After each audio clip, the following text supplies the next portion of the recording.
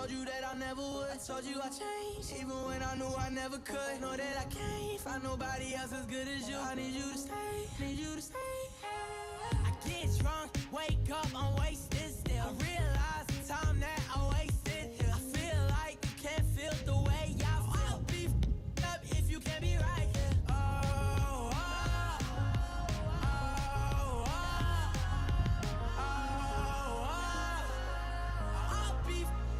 If you can't be right, yeah. I do the same thing. I told you that I never would. I told you I changed, even when I knew I never could. Know that I can't find nobody else as good as you. I need you to stay, need you to stay. I do the same thing. I told you that I never would. I told you I changed, even when I knew I never could. Know that I can't find nobody else as good as you. I need you to stay, need you to stay. All right, copy 5. Ready to go.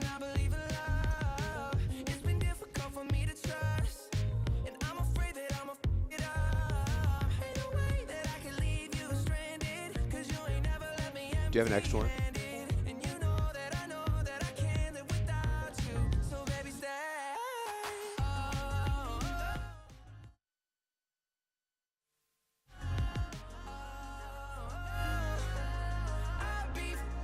If you can't be right here, I do the same thing. I told you that I never would. I told you I changed, even when I knew I never could. Know that I can't find nobody else as good as you. I need you to stay, need you to stay. I do the same thing. I told you that I never would. I told you I changed, even when I knew I never could. Know that I can't find nobody else as good as you. I need you to stay, need you to stay.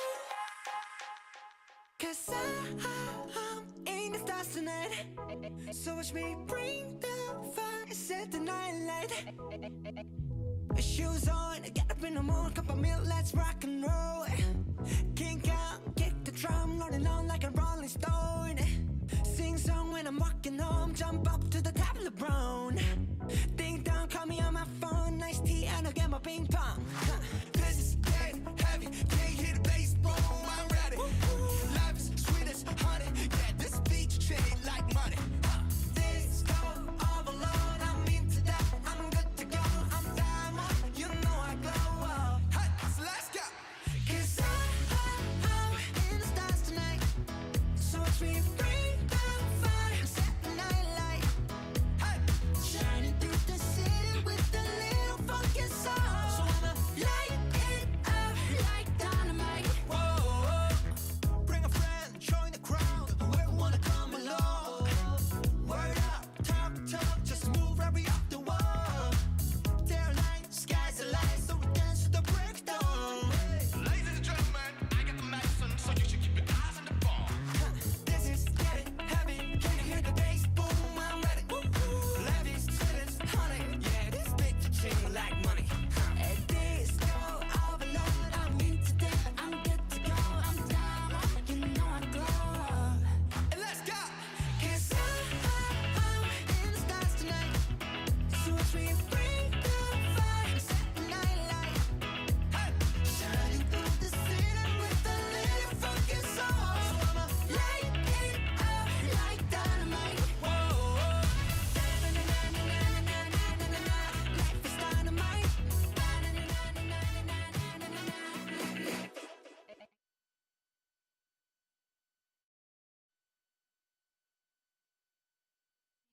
We learn to respect it. Am I in here now? You are, yeah. Okay. Good, it's great. Learn to rise from it and become legendary. For the athletes of World Aquatics, we are united by passion and strength, years of grueling training, and the determination to be the best. Faster, farther, harder. We dive in head first, smash world records, and stand united in victory. We are warriors, fighting battles without ever touching the ground.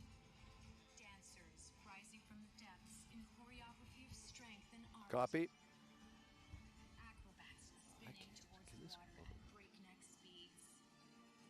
Stars reaching to shave off fractions of a second with every stroke.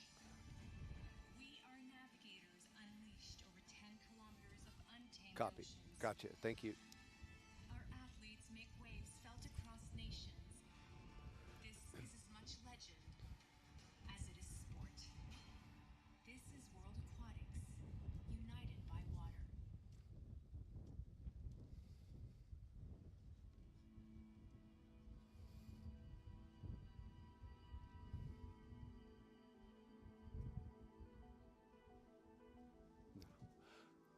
Greetings from Old Doha Port in Doha, Qatar at the 2024 World Aquatics 10-kilometer championship for the women. I'm here with two of the brightest minds in open water swimming. That's Will Rollo and Colin Hill. Will, tell me about this event.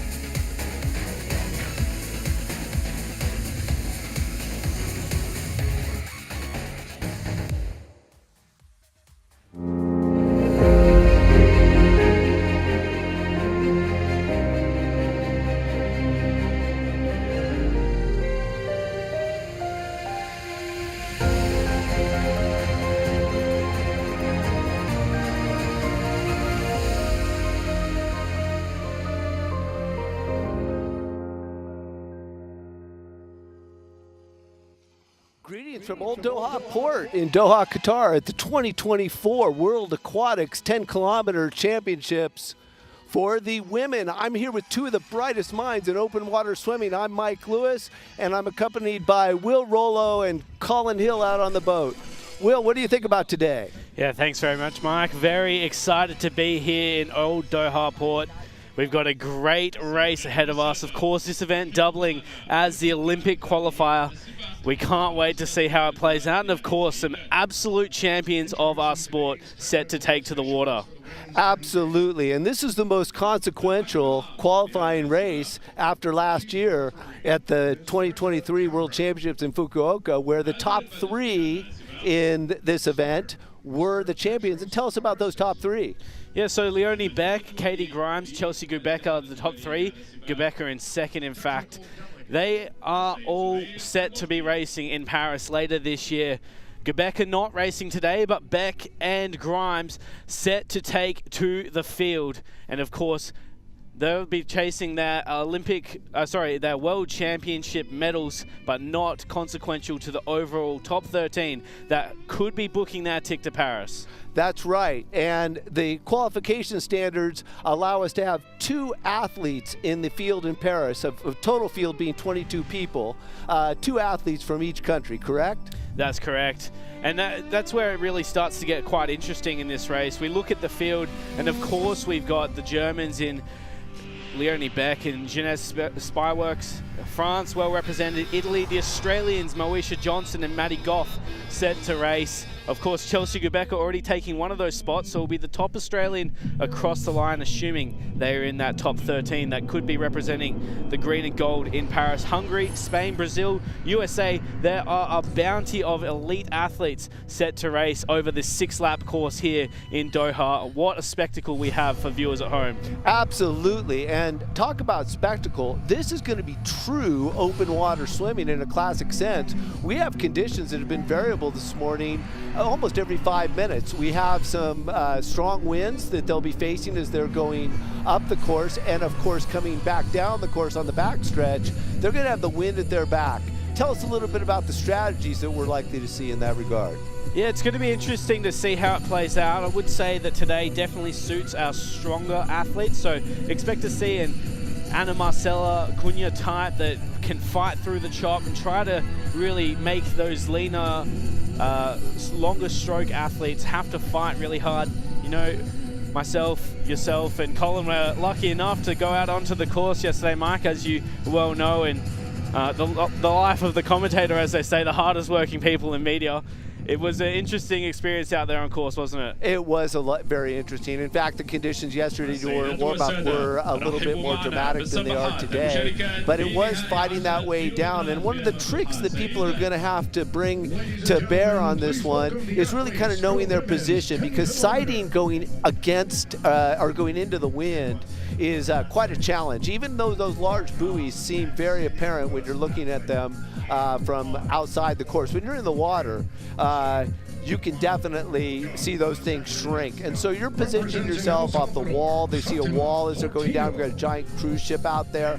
And of course, on the horizon coming back, they've got a couple of big buildings. And I know that's something that all the athletes and the coaches are very well accustomed to, is finding those sighting positions as they're making way down the course. Absolutely. So much to think about. We're seeing our athletes now walking out. We'll see those ones that we were talking about that would have been out there on the course and know exactly as to the landscape that they will be sighting from. We were talking yesterday as well. It's going to be interesting to see those smaller athletes, the lighter athletes, see how they use the likes of Anna Marcella to fight through the water. We're talking about the field. This is a field of 71 athletes, a magnificent display of the growth and strength of international open water swimming.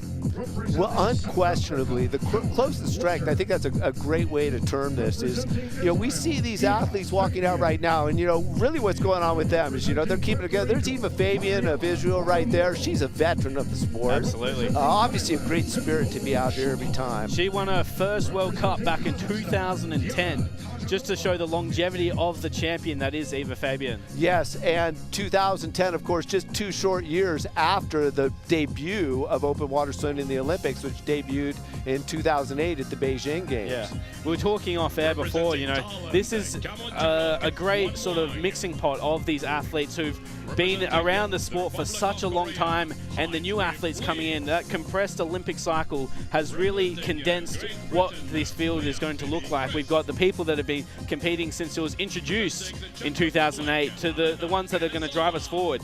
I think that's a great point, because a lot of times when you have a 4-year cycle, you got to kind of re-up yourself again, and that can be real difficult. But with only 3 years, given the fact that the Tokyo Games were postponed a year, we have people that have been able to sustain that energy. So we've got a great mix of veterans, and I wouldn't necessarily call them newcomers, but people who are, of course, younger in their open water careers. Yeah, one of those coming out next, that's Chantal Liu of Singapore. She actually trains at Yeronga Park with Kate Sparks and, of course, Chelsea Gubecka. So that'll be an athlete to look for as a Singaporean. Amber Keegan now, 18th at last year's World Championships. She'll be looking at those Olympic spots for sure. Of course, you're really getting in the mix. Remember, we're looking at those top 13, but it's going to be a little bit more, I wouldn't say complicated, but not necessarily apparent to the eye, given the fact that we have 3 people that have already qualified.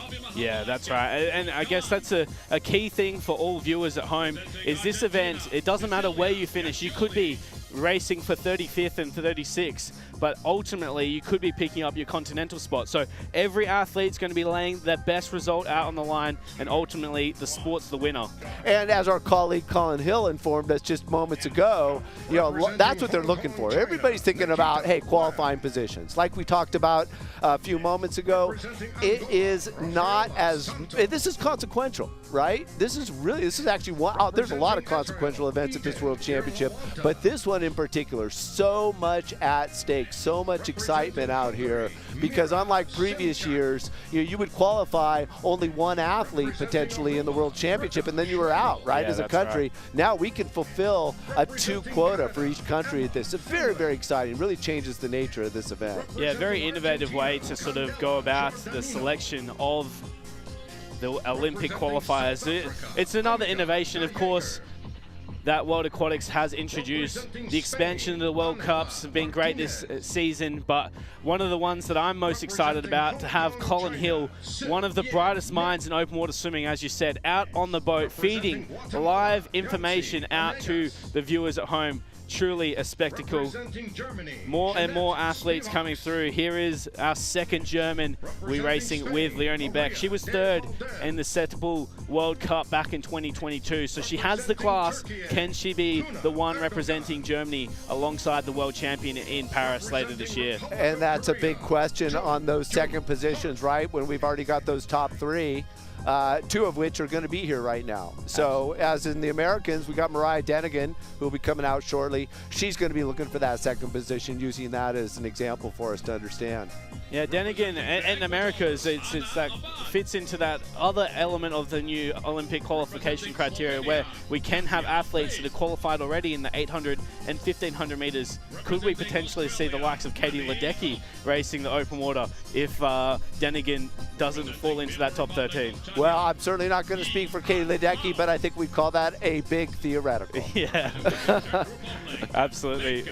Regardless, I'd love to see her take it up, but I still would back our current open water athletes, some champions of the world.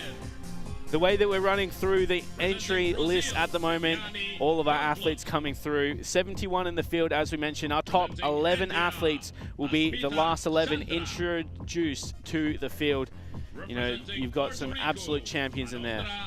Without a doubt. And as we said before, I think it's going to be interesting as you can see them walking out. You know, the predecessors are now out there on the water. We'll be, of course, cutting the shots to that, but it's really interesting to kind of, in our minds, put ourselves into, hey, how does it feel right now? They're looking calm and they're cool right there, but you know we've got a lot of hearts beating strong and a lot of excitement because everybody cares so much about this. Absolutely.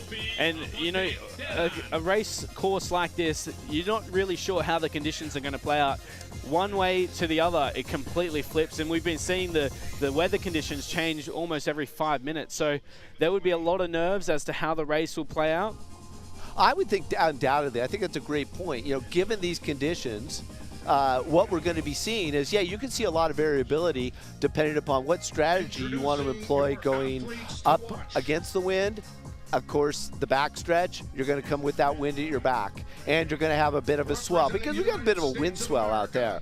And I know in my background and swimming a lot in the ocean, a wind swell or a swell behind you, that really just sort of changes it. You feel like Superman. I know we all felt that way coming back down yesterday when we were on the course. Well, here is the superwoman, Mariah Denigan from the U.S. Yeah, look at Mariah. She's light of spirit, looks really excited to go, hoping to get that qualifying position. She was 8th last year in Japan, so her confidence, of course, has to be really high. Yeah, Moesha Johnson there. She's made some big moves in the last year over training in Germany. We'll see how she races. Ariana Britti as well. Yeah, I think that's great. I mean, the Europeans, of course, there's such an interesting collaborative spirit where, you know, they're really getting together for these really intense training groups, training camps, and working together. Absolutely. We had Caroline Jues introduced just before, and there's Ocean Casagnol. Caroline, a very interesting case. She is the defending European 25-kilometer champion, but I tell you what, she has that speed as well. Down that final 50 meters, I can't see many people being able to swim faster. I think that's amazing, you know, and that is another thing, the sort of the way this thing has changed over the years, right? It used to be kind of a little bit cagey, you know, and who knows? Unlike the pool events where there's really only one way to swim a 50 freestyle, right? Here, it's almost like chess or go. You know, there's so many permutations of a strategy that can be employed. And of course, we've seen so many of these races after 10 kilometers of racing come down into that last few meters. And it's literally photo finish. Well, here is someone that specializes in the last 50 meters. Ana Marcela Cunha, 77 medals at a World Aquatics event, all of the Olympic Games. Of course, the defending Olympic champion, one of the favorites for today. That's exactly. She's certainly one of our stronger. And there's Sharon from the Netherlands. She is, of course, what a champion. And she's got to be super hungry after that result in Japan. Yeah, that's right. Anna and Sharon both looking for Olympic qualification. Won't be their first, hopefully won't be their last, but looking for 2024, and our defending champion, Leonie Beck, the last out. Yes. Yeah, exactly. And I'll tell you this, that's true, because remember in Japan how close that was. It was really remarkable. And if you're at home and have an opportunity to go back and look at that, it truly was remarkable. And to see these, you race that long, and then you find yourself in that 4th position, and it's just got to be a punch to the gut. But it takes you home, and you get fired up, and you put a year in, and they're here today to give it their all and make it into that Paris qualifying field. Yeah, this is going to be a cracking race. All the women out on the starting pontoon. 71 athletes set to take to the water. 71 of the best athletes in the world. There's nowhere else you'd want to be than here in Old Doha Port. That's right, and it looks like it's gone into the hands of the starter now, so we're going to see this really, really take off, and they're going to really be vying hard for that position, because you'd like to have a clean break around buoy number 1, of course. Tell you what, a bit of mind games here by Leonie Beck, just taking her time to get ready for the race, and absolutely no rush to walk over to the starting platform. Absolutely, look at that. Yeah, she's definitely kind of got that sprinter mentality, right? That's almost like what we'd see a guy like Nathan Adrian in the pool do. That's what we want, the swagger from the defending world champion in no rush. It's on Leonie's time here in Doha. Absolutely, she still has her sweat jacket on, and there she doffs the jacket as she's getting ready to be the final competitor to step up. What a superstar. What a star. And there she is. And yeah, look at her. She's just going to kind of chill out, let everybody go, slide into that back position. And as you can see, here we go. Look at this frenetic pace. This is the excitement. You can feel that energy. You can see it right here on the screen as you just watch these swimmers just get in their position, really, really fighting hard in the beginning. And then again, of course, trying to distinguish themselves. And interestingly, it looks like already we're seeing a group of 2 pods develop, almost 3 now, and perhaps even 4. That's kind of... Yeah, we can see Leonie really taking her time at the back there. We've seen some of those really quick athletes, the likes of Moesha Johnson, Maddie Goff, Bettina Fabian. They've headed straight to the front. I wouldn't be worried about where Leonie is swimming, of course. 10 kilometers, still a long way, but we see her absolutely clinical at this level. Just fight her way through the field, get into a good position, and strike when the opportunity comes. I think one of the things that's really interesting to understand, again, to put this in context for anybody who has experience swimming in the pool, this is the equivalent of 100-meter swims. And these women will be going down in probably somewhere around maybe a 115, maybe even close to 110 pace, really screaming home close to that 108 pace. Yeah, that's right. And I think that's something that we're going to keep in mind as the laps continue to develop. As we said, the stronger athletes, when they fight their way into the chop, they can get their stroke rates nice and high. And if that separation opens, it's really hard to close a gap when you're swimming into the chop. On the way back, it's hard to close the gap as well because you won't be able to get your stroke rate up. You're swimming with the swell. So we'll see who's able to sort of make some bold moves. I don't think there's going to be any major moves this early in the race. We'll just see everyone sensing themselves out, looking who's going to be those top 13 athletes. And then as we saw last year, when an athlete is able to take charge, we will be seeing them fight through the field and potentially cause splits in the back of the pack. Right. Now, and of course, you can see the field start to coalesce. As we took a wide shot there, you were able to see that it had kind of bifurcated, but now it is coalescing. And again, you really want to kind of find yourself in that sweet position. Yeah, that's right. And this is where, you know, the deepness of the field, it can get quite intense. 71 athletes converging on the single point. They've got experience. They've been here for at least a couple of days now, out on the course practicing. The turn buoys are sensational for getting a large number of athletes through, but even still, you don't want to be positioned too close on the inside of the course, and you can get yourself squeezed under that turn can. Yeah, that's definitely the thing that you're being looking for, because you want to really have clean around those turns, because when we get out to these buoys right here right now, and if it's too tight, there's really going to be a lot of contact out there. But you've got to keep yourself together too, right? We don't want to lose our head. All contact, in generally speaking, is incidental, but you want to stay away from any of those any of those yellow or red cards for sure. Yeah, and we've got our officials out there, the best officials in the world on this race. And of course, some of the shots coming from there as well. We'll have Colin Hill out on the boat communicating with us shortly as he's divulging the intricacies of the pack. We can see Amber Keegan there on the left in the bright GBR cap for Great Britain. As we mentioned, 18th at last year's World Championships. Those are the athletes just on the fringe. It almost looks like Katie Grimes. I thought I saw that USA cap very, very close to the front. Yeah, wow. It looks almost like she has a bit of a gap forming there. Yeah, I'm unsure. Again, as you can see on the screen right now, it's very, very difficult to see. That's why we're so fortunate to have our man Colin Hill out there. It's if you look at Katie's stroke there, and a credit to the work that she's done back home, but it is sensational for chopping through that chop. Like, she's got that nice high recovery, really dragging herself forward. I didn't think Katie would be an athlete suited to conditions like this, but early on, that technique is brilliant for what you need today. Well, I'll tell you this about the club that she comes from, the Sandpipers of Nevada. Coach Ron Aiken, they have been a stalwart in American open water swimming. You go to the Open Water Nationals, and they really come hard, bringing a huge representative of swimmers. Of course, she was led by Erica Sullivan, who preceded her, with the great open water swimmers from America. Absolutely. The Sandpipers have always been able to get it done. Katie Grimes, if we look at, we were talking yesterday about the evolution. We're talking about the evolution of the women's race in the 10 kilometers and the way it's sort of swapped and changed with how the men's have been making their way through as well. And we are seeing more and more pool swimmers with speed coming across to the open water. That looks like one of the Japanese swimmers out there in the lead right now. Yeah, right. I think Ichi Kajimoto, in fact, she has been a world-class athlete in her own right. She did make her debut at the World Championships last year in the 5 kilometers. She's back again. She's actually got a massive program in the pool as well. She's racing the 800, the 1500 meter freestyle, and the 400 meters individual medley. Yeah, Kajimoto right now looking very strong in that lead position.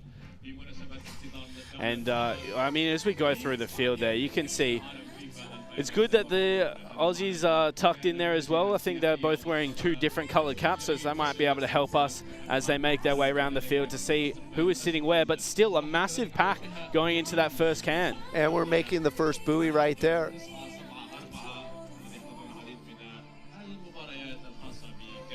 So leading, in fact, is Moesha Johnson of Australia. We'll get some more updates as they come through. But that is a deep field. As we're saying, you can see on the turn can there, you don't want to get pinched in the inside lane. Right, and the other thing to really keep in mind, it's all about composure at this stage in the game, right? We're only 500 meters into this thing right now. And so you certainly don't want to lose anything at this point, correct? That's right. My coach always used to say, you can't win the race in the first 500, but you can certainly lose it. And I'm sure these athletes would be having that in their mind. We have a beautiful overhead shot now, and that really tells us a lot about the dynamic of the race. You see it start to spread out like that. That tells me that they are going strong from the start. Absolutely. And we'll get a great shot from the drone here of that turn. If you are a young, aspiring open water swimmer, keep in mind as these athletes turn around. This is a sensational shot. You can see those inside lane athletes having to come across. That's Abina for Japan in the first position there. As we said earlier, she actually was the leader in that for the Japanese. So, well, credit to Abina and the work that she's been doing, because that stroke is simply sensational out the front. All the big names coming through in the top 30. Haven't seen Leonie Beck yet, but we saw the entry into the water. We won't expect her to move forward until, I'd say, lap 3, lap 4, and then we'll see her presence later in the race. Yeah, and that really speaks to that veteran mentality. You know, the veterans who have that strong capacity to really sort of gauge themselves, keep themselves together. It was evident in her walkout, and of course she's carrying that into the strategy thus far. Well, of course, she's already booked her ticket to Paris. So yes. the stakes for Leonie, she's looking to add to that resume. She's looking to add to the legacy that she has. How many World Championship titles can she retire with? Ultimately, that's what's on the line today for the German. She's swimming free, and she's swimming fast. I don't think anybody wants to come out. Yes, of course, Olympic bids are of great significance, but you come out here with an athlete mentality. You come out to win. Okay, and that's wearing that gold around and wearing that World Championship title and adding another one to your resume is a really, really big deal. Well, that's Abina right now looking really, really strong out there.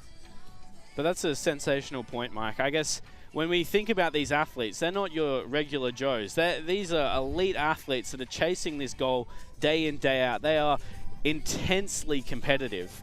So anything that they do it at 100%. And I'm sure today will be much more of the same. There is a world title on the line, and Abina of Japan looks like she wants to put her name on it. Yeah, so again, here we got Abina in that lead, really, really going after it. And again, with that wind in her back now, she has the wind swell carrying her down the course. Yeah, I think this is going to be the opening lap, the nerves sort of coming through, filtering through, but every athlete sensing how the race is going to pan out, seeing what the conditions are going to do to their stroke, how it affects the pack. They would have, as we said, done practice laps, but they wouldn't have swum around with 70 of their competitors yet. So seeing how the pace sort of transpires, that there is an athlete that's willing to push the pace early, it's great to see. Yeah, it is absolutely great to see. And that stroke is looking really good. It'll be also another thing that we're going to see here in a few moments is, okay, what's the strategy as people come past the feeding station? If you're unfamiliar with the 10K, in the 10-kilometer race, you do have feedings that happen. And that's a very strategic move. Number 2, that is going to be Mafalda Rosa. But yeah, that is Rosa Mafalda of Portugal. Yeah, she is a stalwart of the sport. She's obviously been able to race at Setable for a number of years, and the experience coming through. She was 9th at last year's World Championships in the 5 kilometers. So an athlete of class, an athlete with Olympic aspirations. This is Sharon van Ruendal on screen at the moment. Mariah Fedotova is athlete number 31. That's right. And as we've seen, the women's field, it just continues to get deeper and deeper. We were talking before the show, 18 athletes we believe could potentially sneak a medal at this event. And there's a couple athletes that arguably could be in medal contention that aren't even in the field today. The credit to the development of the countries that we were saying before, the likes of Italy, France, Australia even, with Chelsea Gubecka watching today as her 2 country mates race around the field. But some more great shots of the field as they make their way around. Lap 1, Old Doha Port here. Some great shots of the Qatari skyline. We're truly blessed to be able to race in a great part of the world. Yeah, so here we're seeing some of that lighthearted nature, people getting ready from the start. Now as we're coming in on lap 1, it looks like absolutely no one, and this should come as no surprise, is going to be going to the feeding station. Again, here we're just having a replay of the start. We can see that powerful, frenetic energy. We can see, as we talked about earlier, everybody before settling into that pack, and now we're coming back to the live feed here. It still is Aria Abina of Japan leading the way. It was a beautiful stroke. Apologies for getting it mixed up with Katie Grimes, but I guess that's to the credit of these athletes. It's a very high recovery that makes them capitalize on windy conditions. So I'm sure the field very happy to have Abina of Japan leading the way, punching through that water. Of course, swimming in a pack, you swim about 30% easier than if you're leading the race. So by all means, Sharon Van Ruendal, Maddie Goff on screen there with Moesha Johnson, the two Australians, tucked in nicely, be hoping to save as much energy this early into the race. Yeah, Abina with that lead too. Look at that now as she's coming up the course. We talked about this earlier when we were out there, and we talked about it earlier here in the broadcast, that when you have that wind at your back, you kind of want to capitalize that. So you're going to maybe want to put a little bit more leg in that you would see if conditions were a bit more calm, because we can definitely see swimmers executing. So we got that nice shot of the middle of the pack there. Looks like Leah Crisp of Great Britain in that fluoro yellow cap. GBR, well represented. Leah Crisp has lots of experience at this level, raced well at last year's championships, finishing in the top 30, but of course wanting to make moves forward in the years to come. Right now, and so it's Abina, Fabian, and Power, top three that we're seeing right now. So our top three, as you're saying, Mike, Abina, Bettina Fabian, and Lisa Powell.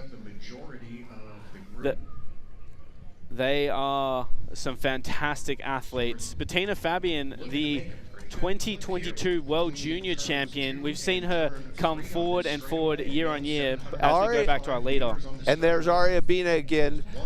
We can see right there, and in that second position from Portugal.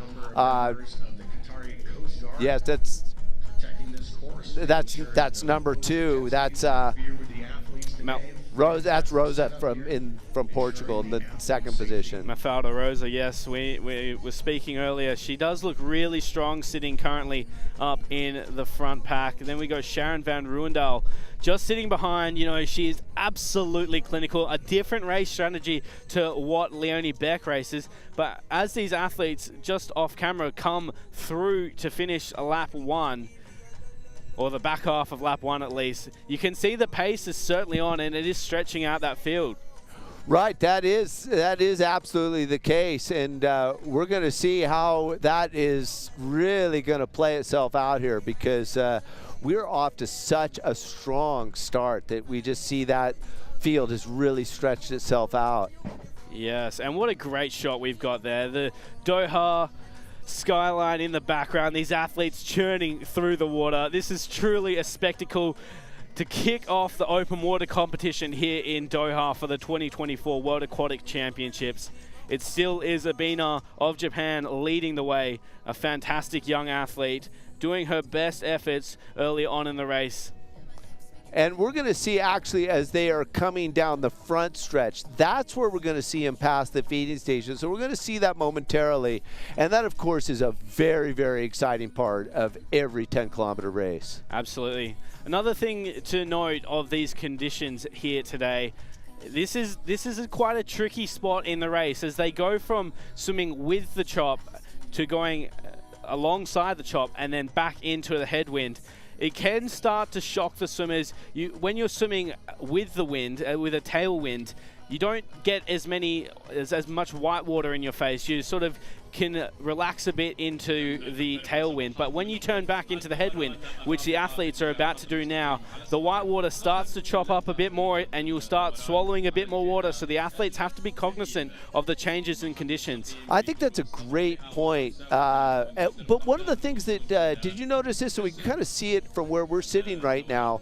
They do have a bit of a wind block with the pontoon as they come toward the feeding station. It's past that feeding station where they're really going to face those harsh conditions again. That's it. Abina still in the lead. She looks sensational. Like, that is a fantastic stroke. She's never really been in this position of the race, at the front, leading the way. She's a great athlete, but usually sitting mid-pack. So to see her take the reins early on and push the pace, not just go to the front and settle, really push the pace early, is a credit to her. Rosa Mafalda, though, in that second position is really sticking right with her, and she's got a real nice spot right there. She can keep her head down, right? She just follow those feet and just say, hey, I'm right there with you. And that, of course, is conserving energy. You keep that head down, and you don't have to burn as much energy trying to sight. That's right, and that's probably the difference between the two athletes.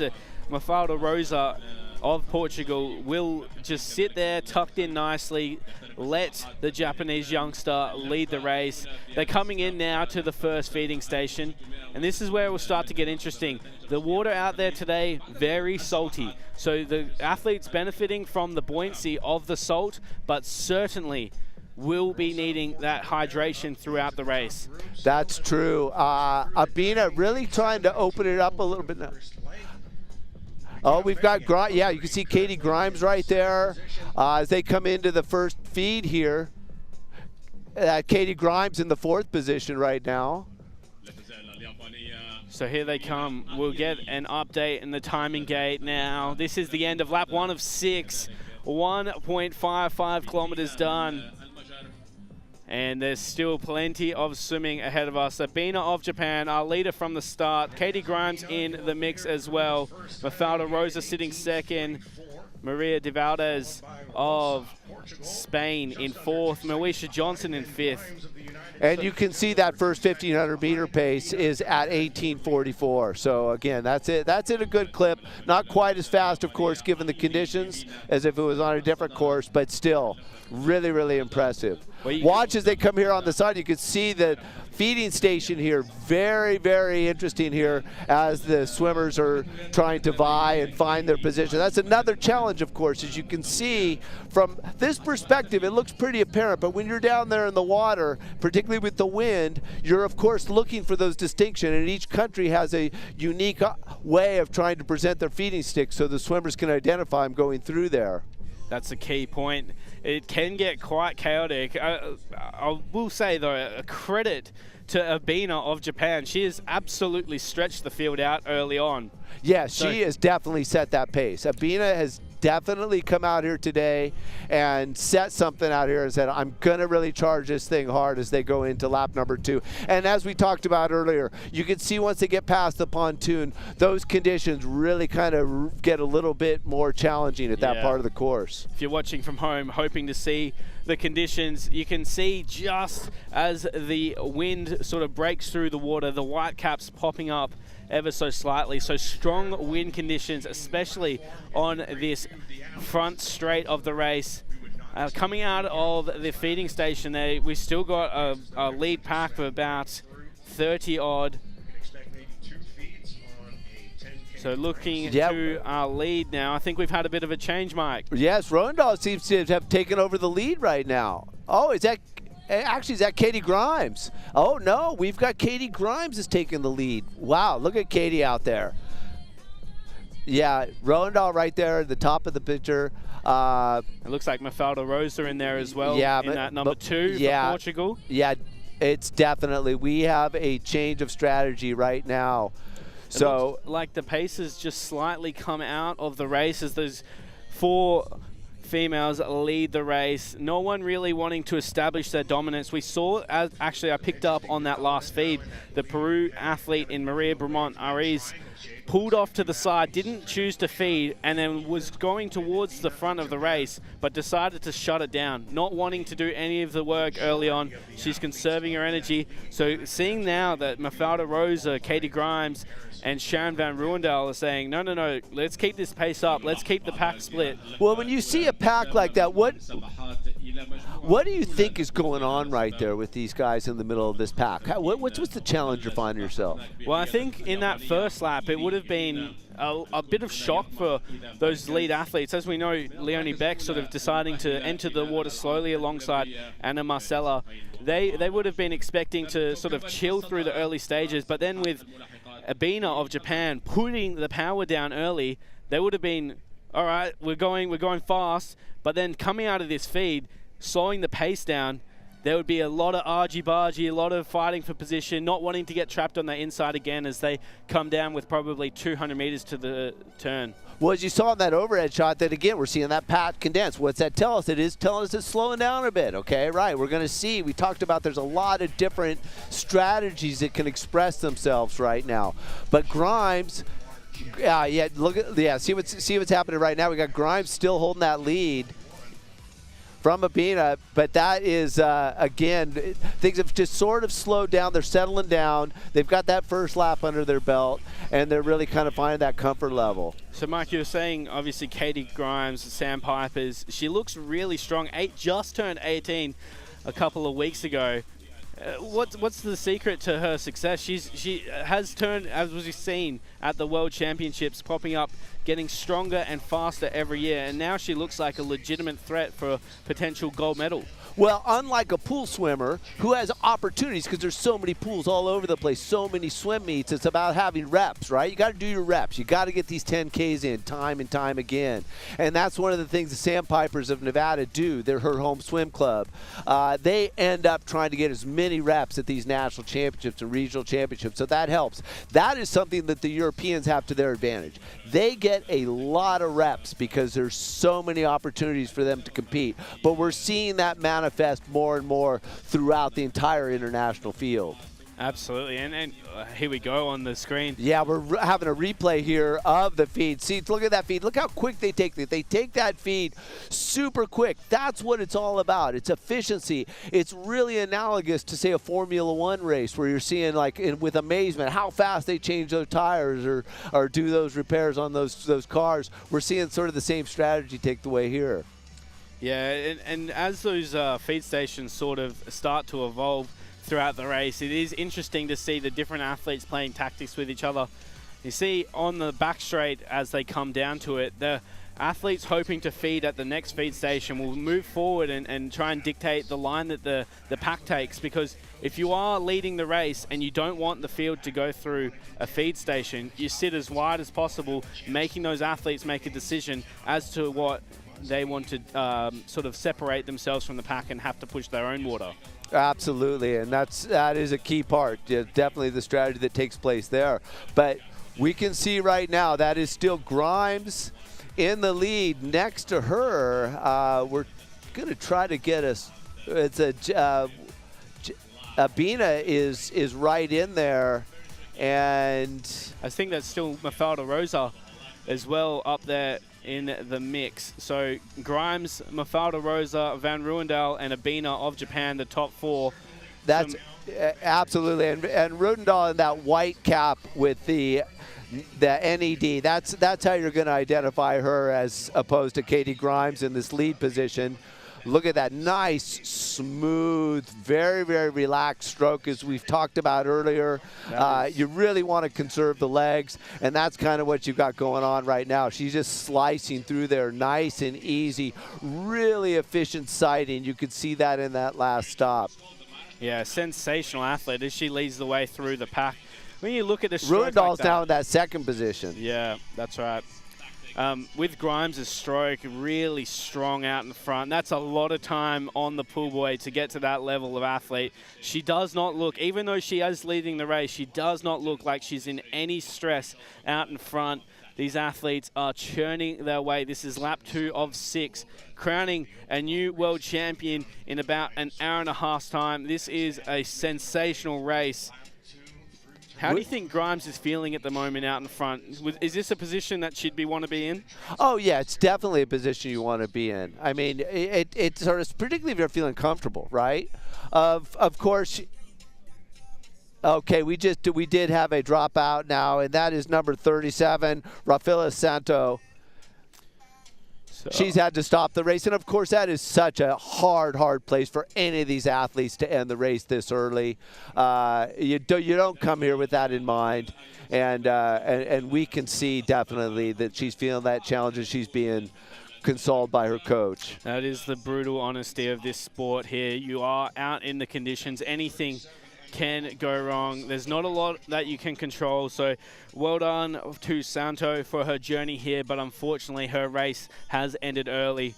Going back to the lead pack. And we can see there, we can talk about that dynamic. You want that inside position, and you can see when that big pack comes through, what's going on right here. And this really kind of tells us where the meat of this race is, because we have had the field distinguish itself, and that's where the excitement and that's where our champion is likely going to come from. Well, if you sort of divulge what's happening there and why you don't want to be on the inside of that pack, as that sort of comes to, think of it like a traffic jam, as you're trying to merge all these lanes into one. To get another update. Yeah, Taducci in the second position out of Italy. Yeah, of course, these are just indicative results. At the far side of the course, we get our best updates. We'll sort of see the athletes spread out through the race. But Katie Grimes still holding that lead position. Very, very strong as we see it. And again, that beautiful, beautiful wide shot of the Doha skyline. Beautiful day out here. Really, really nice temperatures. Absolutely. This is the best of the best. The open water athletes testing themselves right in this shot. Back to Katie Grimes on the lead, and she just looks so easy. It's sensational to see an athlete like this come through, just 18 years of age, out in front of the race, and already established herself as one of the best open water athletes in the world. And there's Rodendahl right there, looking real smooth as well. Look how relaxed her stroke is. I mean, Yeah. that's the mark of a champion. She looks so fit at the moment. She really is in great condition. The 2016 Olympic champion. She was out of gold in 2020, but still a sensational athlete nonetheless, and be looking to get back on top of the podium. Yeah, Taducci there, again out of Italy. It's funny how the different countries pick up similar stroke traits, in the fact the Italians, very much a higher stroke rate, on top of the water, getting through as quickly as possible. Probably not the most efficient stroke, but just so strong at getting through. Rosa Mafalda out of Portugal. We just saw a nice tight shot of her. That's it. So we'll dive back just into the dynamics of the turn cans as we see more and more athletes come through. These great shots provided to you. Yeah, Sandoval of Mexico right there.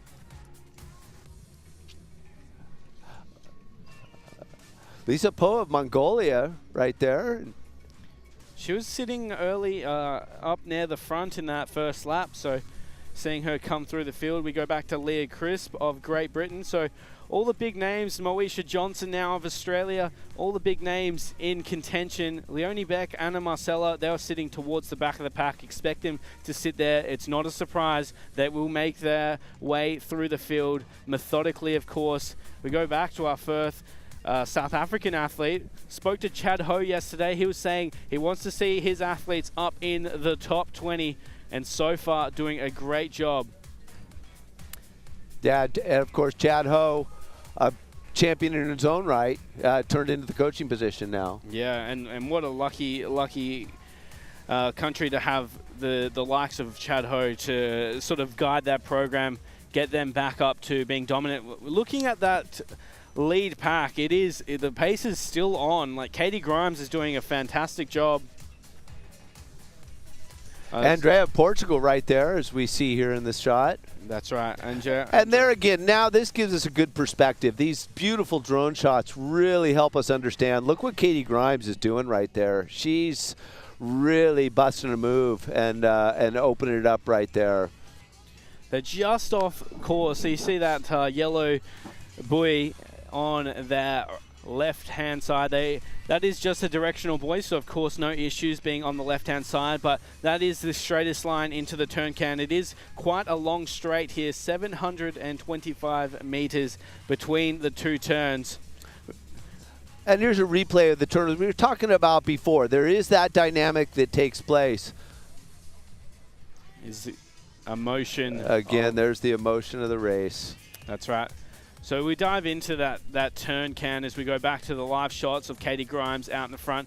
You don't want to be on that inside line, as I've been saying again and again. The reason being, as we get further back into the pack, if you can imagine a traffic jam through merging, you really slow down your momentum and have to speed back up. So it's not necessarily getting stuck and having the physicality of the turn can. It is the deceleration and acceleration, whereas the likes of Katie Grimes and Sharon van Roendel and Mafalda Rosa of Portugal, they are just cruising through at their own pace. Well, Katie Grimes with that lead position right there, it almost looks, you can get that sensation of she's swimming in a flume. She's got that wind swell right at her back, really using that to her advantage. And of course, that really, you can see the tempo as you look out over it.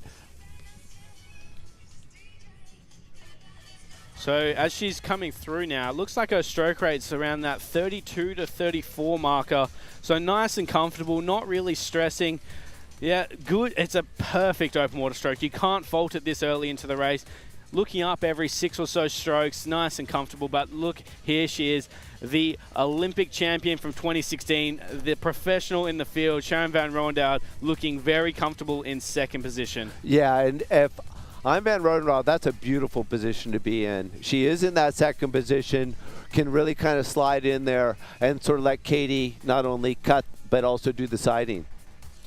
Yeah, I wonder, obviously Sharon, she's chasing that Olympic spot, but as well looking for another world title. She would be loving where she's positioned at the moment. If not, she'd love to sort of sit third. This is Ginevra Taducci, I believe, sitting in fourth position at the moment.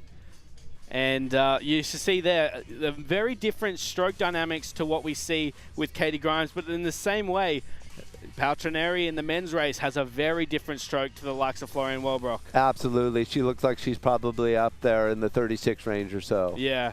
And to be fair, Taducci could do that all day, all night, and all day the next day. She is a sensational athlete. This is nothing that she wouldn't be used to. Yeah, look at Taducci looking very, very strong there. As you can see in that wide shot now, you can see the nature of the pack. Real spread out means that we're moving very, very quick at this stage of the race. Katie Grimes still in that lead. Sharon's in that second spot. As we talked about, Sharon really holding a really nice position right there. But Katie is not letting up, and she has really kind of sort of set the standard out there today. That's right. We see if Katie wants to continue to lead this race, that'll be, as we were saying after the first feed station, if she's happy holding this line, or if she takes it a bit wide and makes those athletes make that decision, I'd say we expect Grimes to come in for a feed here. The pace is hot, but it's not end of the race hot. So she'll come in, get that nutrition, get the supplements, keep her glycogen levels nice and high, and she's leading a star-studded lineup here in end of lap 2. Yeah, and as you can see right there, this is where it gets a little more challenging as they come down and they're going to start to come into that headwind again. You can see Grimes making that position. Watch this buoy turn right here. Really, you're of course your sweet spot, staying tight, just using the geometry to your advantage, staying tight, swimming a little bit shorter. Yeah. But of course, it's keeping yourself together going around those buoys. You don't want to lose your composure. You don't want to get an infraction card, and you certainly don't want to waste that energy getting yourself all spun out. And in the same way our athletes are getting better and better at swimming this distance, our officials are getting better at adjudicating the race. Much safer now for the athletes, and it's a credit to them and their continued development under the lead of World Aquatics. So it's good to see. We haven't had any cards yet in this part of the race. Right, and we haven't seen Katie Grimes of the USA have any sort of any inclination that she wants to hold back and turn it over, because that's something you start to see as these pack. But then you see Sharon right there trying to kind of make a move, and this is where you're going to see a little bit of jockeying for position as they get in there for this feeding station. That's right. Katie Grimes still looking sensational. I believe we have a great lead pack starting to establish itself, still sitting fairly deep. We're not too far away from our next time gate update, and we'll see where Leonie Beck and Anna Marcella are sitting. Right, but again, you want to sort of set yourself up. You don't want to back off going into that feed station, because you know you have to make the good transition. And as they're coming around close into the feed station in front of the stands, you could see that right now we're, who do we have coming right back up there? Abina's still right in there. Yeah, that's right. Abina still looks great for Japan. Looks like we have our Spanish athlete. Valdez of Spain. That's right. Maria Valdez, just 25 years of age and fighting out with the best athlete. This is, where Maria de Valdez would be hoping to be making a mark. She's moving through the field now. A key point that we haven't really sort of touched on yet, Maddie Goff of Australia, she was sitting a bit further in the pack. Last year, she was leading the race through the first 3 laps. So to see her change tact here, she is a former Australian record holder in the 1500 meter freestyle. Could this be the speed that we needed in the end of the race? Beautiful shot here as we see as they come into the feeding station. This we're going to get a very accurate mark of the second lap right now. It's going to be interesting to see what Grimes has in store here, because she is charging so hard. Look at that. Yeah, it looks like she's picked up the pace once again. As we get the update, Katie Grimes leads through. So that lap there, fractionally slower than the first lap, but still the pace is well and truly on. As our athletes start to come through. Sharon Van Ruendale, no surprise, sitting in second. Taducci in fourth. Moesha Johnson, a training partner of Sharon Van Ruendale, sitting in seventh. And Valdez in that third position. And then we got Anna Marcella moving into 13th and Leonie Beck into 18th. So they've noticed the pace is certainly on, and they're moving forward at a rapid rate. Absolutely, and you can see right here again, as we've talked about, this is a beautiful position. We get that nice perspective from the boat. You can kind of see what's happening in there. They're really looking for that. They're trying to take that feed quick, and out of that, out of that still, it's Grimes coming out of the feeding station. Well, if you look back into 42nd position, so at the very back of our lead pack, we have Cecilia Biaglio of Argentina, 41 seconds off the lead, but she was 20th at last year's World Champion. So 47 athletes in that lead pack, including in 46, Zinzin, the 2019 World Champion. There are some world-class athletes battling through the first 2 laps here in Doha. Right, that is exactly the case with Grimes in the lead. Van Rodendahl in that second position. What I noticed there is it looks like we're getting a little bit of uptake in their stroke rate as they come through, and they're going up the course here. But to the credit of Grimes, you know, she has put the pace on ever so slightly. We're seeing some packs start to sort of split here after that feeding zone. These athletes are gonna have to work very hard to bunch up once again. A different look to what it was after lap 1. That is true. We can see, we just saw Leonie Beck on the screen there. She's starting to move through. She's having to put the pressure on. We can see Katie Grimes has got this race in the throttle hold at the moment. It'd be interesting to see if the likes of Grimes trying a new race technique that she could potentially use in Paris later this year. Well, that's exactly the case, because you want to, again, you're facing up here, particularly when you're coming as far away as the USA, coming over here and you having opportunities to go head-to-head with the Europeans. You want to use that opportunity every time to learn more. As we said, this is not the same as a pool event where the strategy is pretty much set. We know how those races are swum.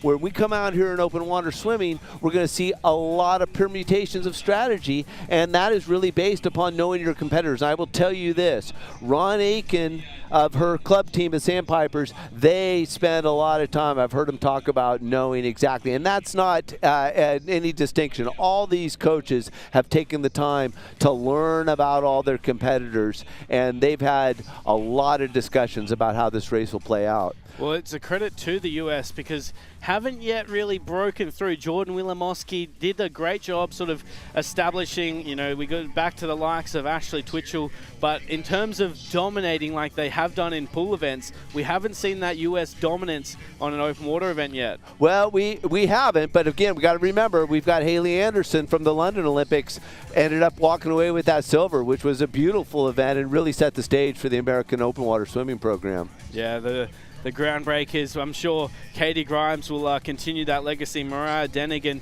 looking good as well. We'll see how she transpires. And of course, we saw the debut of Claire Weinstein absolutely dominating in Portugal to round out the World Cup series last year. So plenty of athletes looking to establish themselves, as we have the likes of many other countries. Germany have dominated for a number of years now. They swept the individual medals last year between just 2 athletes in Leonie Beck and Florian Wellbrook. But Katie Grimes in that lead, Van Rondahl in that second position. We talked about this earlier in the broadcast here. They really want to use that wall that you could see in that last shot. You want to use that as your sighting tool. That really helps you keep your head down, conserve your energy, so you're not having to lift your head the entire time. But it's a fast pace we can see looking out there at the course. Absolutely. And the other interesting part of swimming into the headwind is when you do lift your head, you have to be really smart about where you are in your part of your stroke. If you lift your head and you're looking straight into a wave, there's no chance that you're going to be able to see that turning buoy. So they're going to be feeling how the water's moving, feeling how the conditions are changing the environment around them, and maximizing the waves to their advantage. We go back in the pack. Mafalda Rosa of Portugal in that black cap, sitting comfortably in about 4th and 5th. Valdez from Spain also in there, right there next with her. That's right. We're moving now into about 7th, 8th, and 9th of the race. Looks like Moesha Johnson on the far side of the course in the Australian cap. We've got our South African swimmer in there as well. That's right. So all the big names still in contention. 43 minutes into this race. On to lap 3. At the completion of this lap, halfway done, and we'll be crowning a world champion in just over an hour and 15 minutes. What an exciting way to kick off the open water action here. Well, I think another thing that, of course, we talked about the implications for the Olympics, right? You want to get those Olympic bids. Of course, you want to be a world championship. You're an athlete. But, hey, let's talk about the prize money here.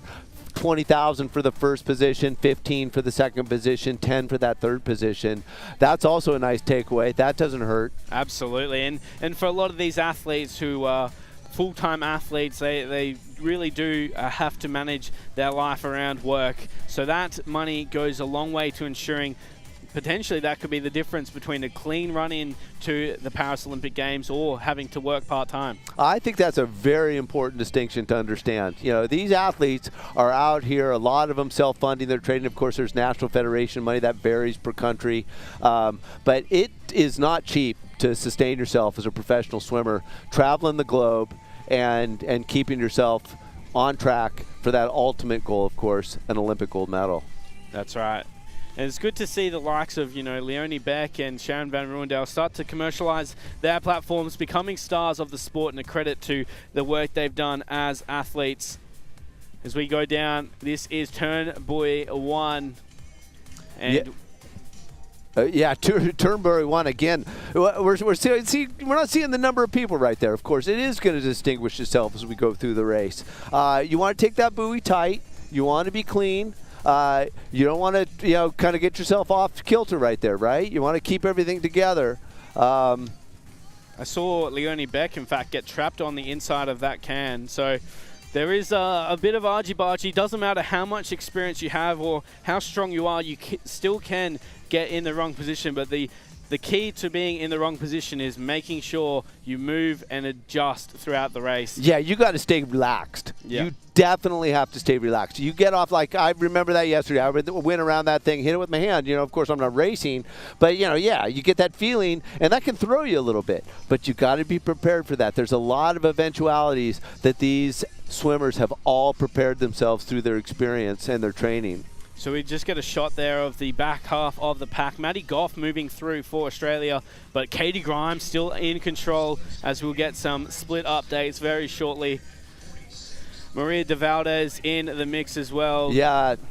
Ginevra Taducci, Mafalda Rosa. So not a lot of change out in front. No, they have really kind of sort of set themselves in this position.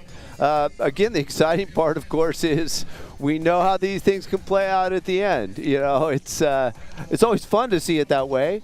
But then there are also, and that's sort of something we've seen as the evolution of the sport's taken place, we've seen a lot more of these breakaway swims as well. Yeah. It certainly makes it more exciting for those at home when it's a tight finish. Makes our lives a lot harder, but I guess that's what we're here for. And I'll take that any day. The good, exciting finish, it really, really brings it to bear, too. And we'll have, of course, much more to talk about as we move through this thing. Katie Grimes holding that first position. A little over 46 minutes into the race. We're 47-16 now. The pack dynamics continue to change here.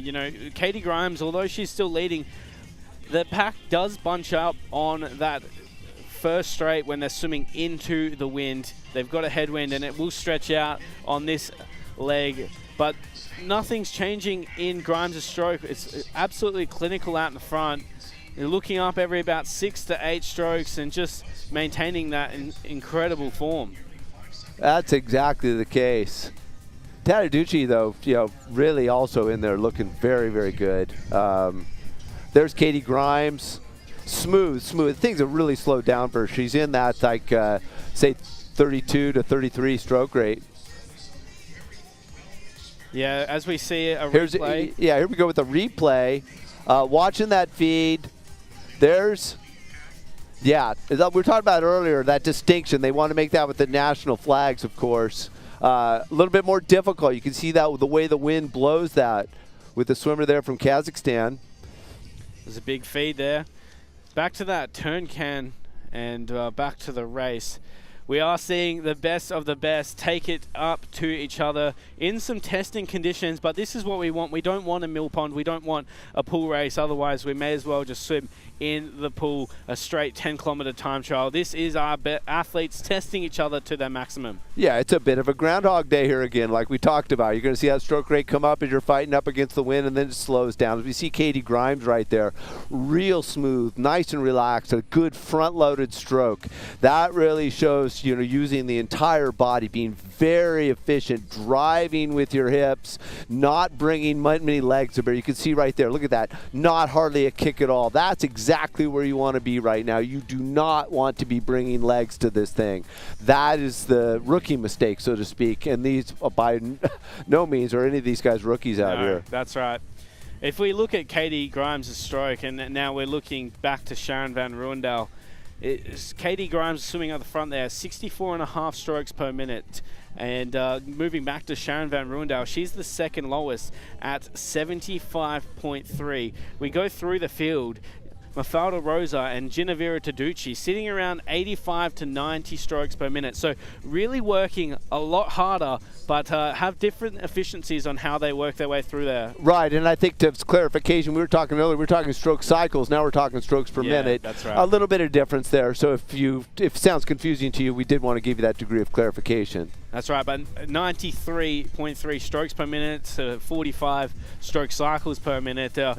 That is a really, really high stroke rate, and that's what Taducci does. She always fights her way through the early stages of the race, moves up in towards the lead, considers herself in contention for that top 5 through the early stages, and then as the race sort of transpires, just uses that momentum to drive herself towards the finish line. Absolutely, and ultimately though, it won't have her really changing speed that much from her average speed to her top end speed. There wouldn't be a massive difference, but the likes of Grimes, Leonie Beck, Sharon van Ruendal with that lower stroke rate, when they start charging home in that finishing line, they can go really, really quick. Oh, absolutely, because that's what it's all about, right? You conserve the legs, you got a little slower stroke rate, and it becomes almost like you're watching a 50-meter pool event. Yeah. That's right, and that's probably the difference. Ginevra Taducci, she wants a very hard race for the entire race to consider herself up near the champions. She doesn't want to see much change of pace. That's why she sits forward and sitting comfortably now. We look back, I believe that's about 12th position. That was our early leader. And you can see Abina right there from Japan in the black cap with the blue markers right there tight in our screen. She, of course, had that early lead, but is still right there in contention. Remember, she's obviously wanting very, very strongly to get one of those Olympic berths. And, of course, with the likes of that top 13 from today's race, excluding the athletes that have already qualified, we've got those continental spots fall off the back of that top 13, potentially. Johnson belongs right there in there right now. So yeah, Moesha Johnson sitting alongside Abina back in about 7th position. And Moesha, she made the move from Australia last year to train over in Germany with Coach Byrne. And the likes of Sharon van Ruendal. So Johnson with a fairly big training load now coming into these championships and really looking to make the Olympics. She was unlucky not to be selected in 2024 Australia, just behind Maddie Goff and Kia Melverton in the 1500. So having transitioned across to open water, Maddie Goff and Moesha Johnson looking for that second spot alongside.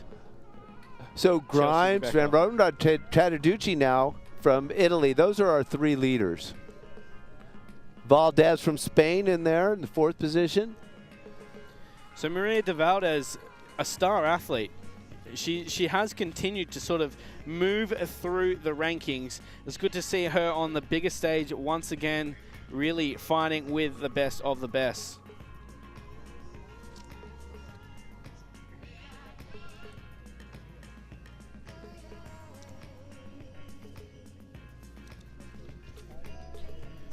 So that was South Africa's Amika Dijega. She actually finished 2nd in that national championships. Chad Ho spoke to him yesterday, as we said earlier. He did expect Amika to be the leading athlete for South Africa, after what was a questionable result at that national championship. So to see her up competing with the best, she's got a bit of experience on this level now. This is her 3rd World Championships, and clearly using that experience to her advantage. Grimes still in the lead out there. Van Rodendahl in that 2nd position and Tattaducci in the 3rd position. Looking like it may not have had sort of the same intensity as we saw in lap 2. As they're coming around the 3rd buoy, as they're going to sort of make that next final turn. They're going to make one more turn before they come into the turn station or the feeding station again. So we just had an update from the course. I believe Colin Hills just let us know the pace has just slightly come out of this lead group. So I wonder if this is a bit of a tactic from Katie Grimes. Bring the pace out of the race, bunch up the group, and as they come through the feed station, a bit more chaos is set to ensue. Absolutely, and that would be a strategy that you might employ, because that's going to give you an opportunity to kind of, okay, I'm going to let everybody else take care of that, and I know what I'm doing. I'm the leader, I'm setting the pace, and I'm going to set the strategy, and I'm going to take advantage of that and try to move through the station. So it'll be interesting to see what happens here at the next feed. Yeah, you can see now that great shot there. The chaos starting to come back into that lead pack. Lisa Pui of Mongolia in there as well. Great to see her competing strongly for Mongolia. But Katie Grimes and Sharon Van Rodendahl, it's just Grimes' speed and Van Roendahl's experience. It's just a spectacular showing this early into the race, just saying we're not here for the chaos, we've got business to do, and we're going to go out from the start to get that done. Yep, we're coming around the buoy here. Again, seeing that strategy you want to employ. You want to stay calm, you want to keep it together, but you could definitely see that energy as they're making. And the 1, 2, 3 right now, Katie Grimes, Van Rodendahl and Tattaducci are our 1, 2, 3 in this right now. We've got the 2 South Africans are right in there. Yeah, Callan Lotter. We just saw on the last update that the graphic shows she had got a yellow card. We're yet to confirm that. We'll get an update for you very shortly. But potentially Lotta of South Africa swimming a little bit cautiously. And look at right now, you can see this beautiful overhead shot is really telling us how much is at stake right there. There is a lot of opportunity right there. That's what when I look at that, I see opportunity. Absolutely, childhood dreams coming true in 3 laps time potentially.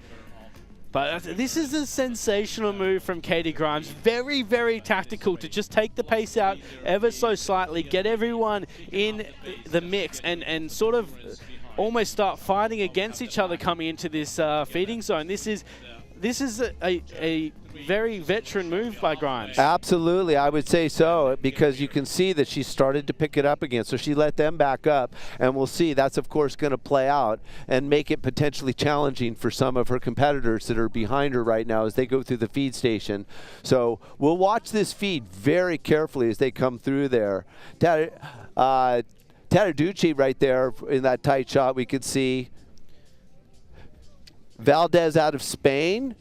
So Maria Valdez, she wasn't racing in Fukuoka in the 10 kilometers last year, so it's interesting to see her come through in fruition, sitting 5th position at the halfway mark as they come into this feed station. Expect a little bit of chaos here, Mike. Absolutely. A beautiful shot we have right now to give us a great perspective as we can follow up on those predictions that we made. There's Grimes taking her feed real quick. Van Rodendahl is then, of course, taking the lead. Van Rodendahl, is she going to pull over now? It's going to be curious to see. Or, yes, there she takes hers, and there's Grimes has moved to the outside. But we're going to have to see how this settles out right now as they come through this feeding station, because you did see a bit of trajectory change as they came through there. This is very interesting. There are some incredible athletes in this top 30. Samantha Aravello, she was 2nd back in Budapest in the 10 kilometers, currently sitting in 33rd position overall. So she's going to be moving forward through the field. Who is going to sort of see this split? We've got Chantel Liu of Singapore, in 36 as well. So there are some class athletes in here, but there is a bit of a split starting to open up in the back of the pack. But it's still Grimes, Van Rodendahl, Tadaducci. Those are our top 3 right now. But right be them fighting, you can see that pack. Very, very exciting as we have now moved past the halfway point of this race. And a big mover, of course, Mike, Ana Marcela Cunha, now sitting 7th position overall. So as we were saying at the start of the race, a clinical mover through the field, knowing her opportunity to strike, and now well and truly within striking distance and sitting there quite comfortably. Well, and also remember the thing about Cunha is so fascinating is the fact that she can play this from 5K to 10K all the way up to 25K as we saw in Budapest. Well, absolutely, and seen again and again. She won her first World Championship gold in 2010 in Shanghai in the 25 kilometers. So to see her come through in this over and over and over, 2011 that was the World Championships. It's just a credit to the longevity, and of course she has had so much going against her in the last 18 months, but she is up in the top 8 now. Yeah, but Grimes has that lead. Abina now in that 3rd position. Actually, both Japanese swimmers are right in there together, and it looks like the 3-4 position, Van Rodendahl in there as well. Yeah, what a field, and what a race we have ahead of us.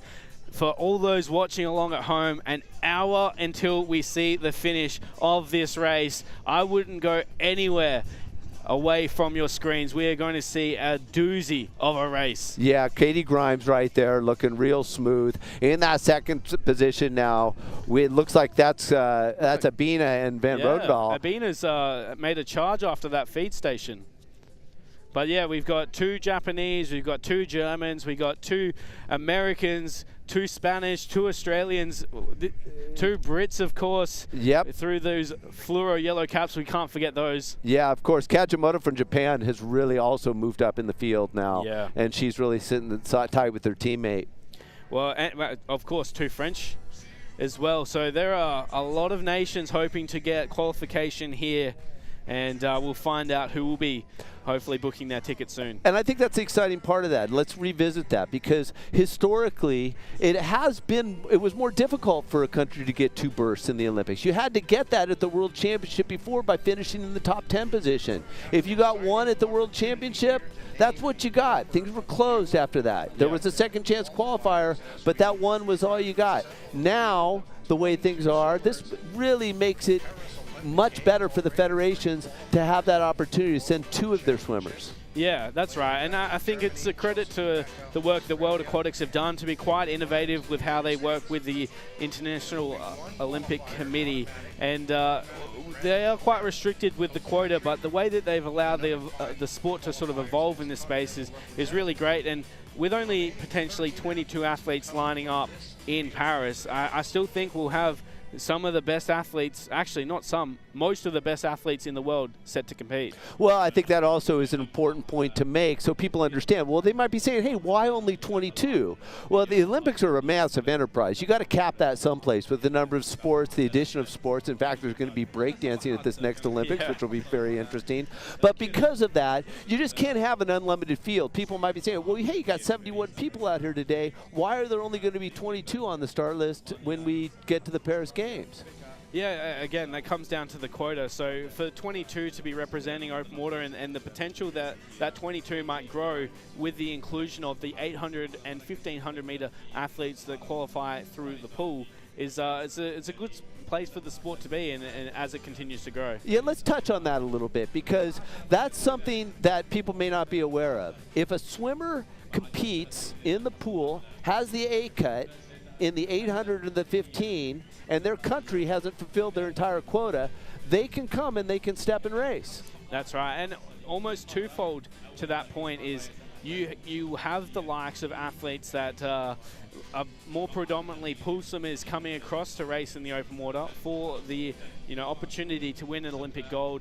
If the Americans aren't able to get 2 athletes across, Bobby Fink becomes available, Haf Nui potentially for Tunisia, and even, you look at Dan Whiffen, one of the stars of the 2023 season, he's potentially looking at those spots and saying, what have I got to do to put my hand in contention? Similarly, in the women's field, there'll be athletes across the world hoping to qualify. And to the second point, if the athletes miss qualification here, they then go hard into pool training, hoping that they can get under those FINA A times and represent their country in the pool and then coming across to open water as well. I think that, again, is a testament to the innovative nature of World Aquatics and the way we've been able to look at this because doors don't shut. There's a lot of doors that will shut, but some doors will remain open, and that makes it very exciting. Great for the sport. It's great for the sport. Very hard for us, once again, though. We won't know who's going to be qualifying after today, but we'll be along the journey nonetheless. It's truly going to be a special race. Well, back to the race here. We see Katie Grimes in that lead position, Van Rodendahl in that second position. It looks like it's Abina in that third position, and Tadaduce in the fourth position. That's right. So not a massive amount of change. Abina of Japan, the big charger through this fourth lap. They come down to turn buoy 1.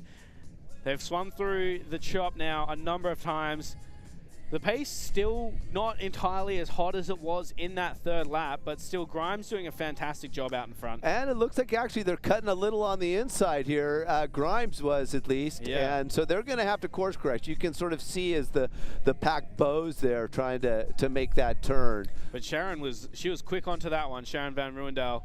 Yeah, She picked it up early. Abina still sitting comfortably alongside the Dutch Olympic champion. Abina probably has, just from a geometric perspective, the cleanest line right now as she moves right up there next to Grimes. And certainly that's exactly what it looks like has happened.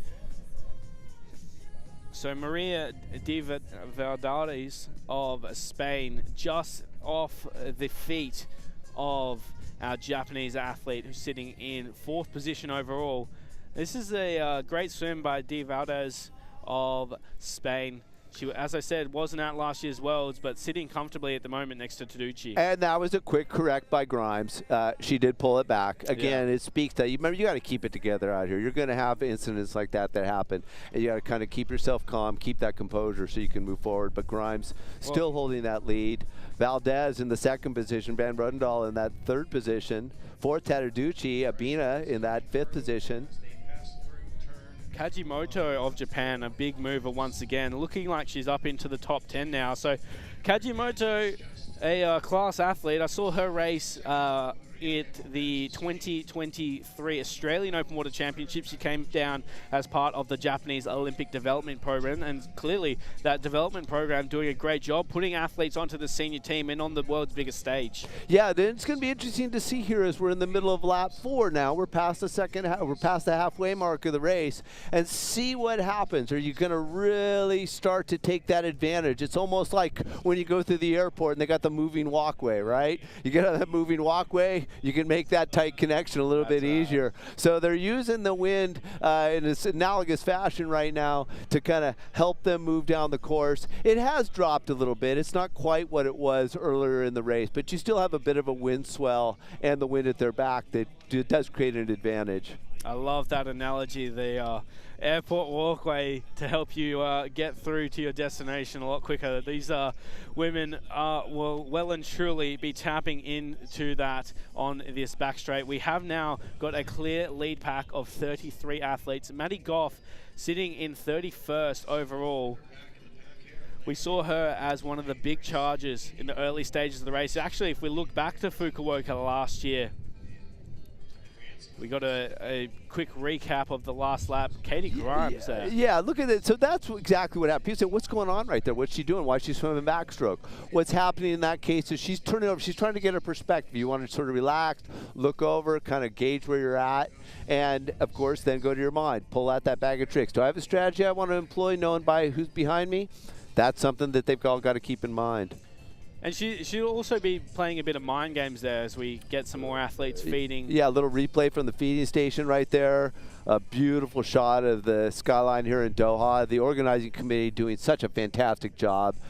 Beautiful conditions out here. Beautiful operation. City of events, Doha. They have done a great job of the last couple of years of putting on a spectacle in this great part of the world.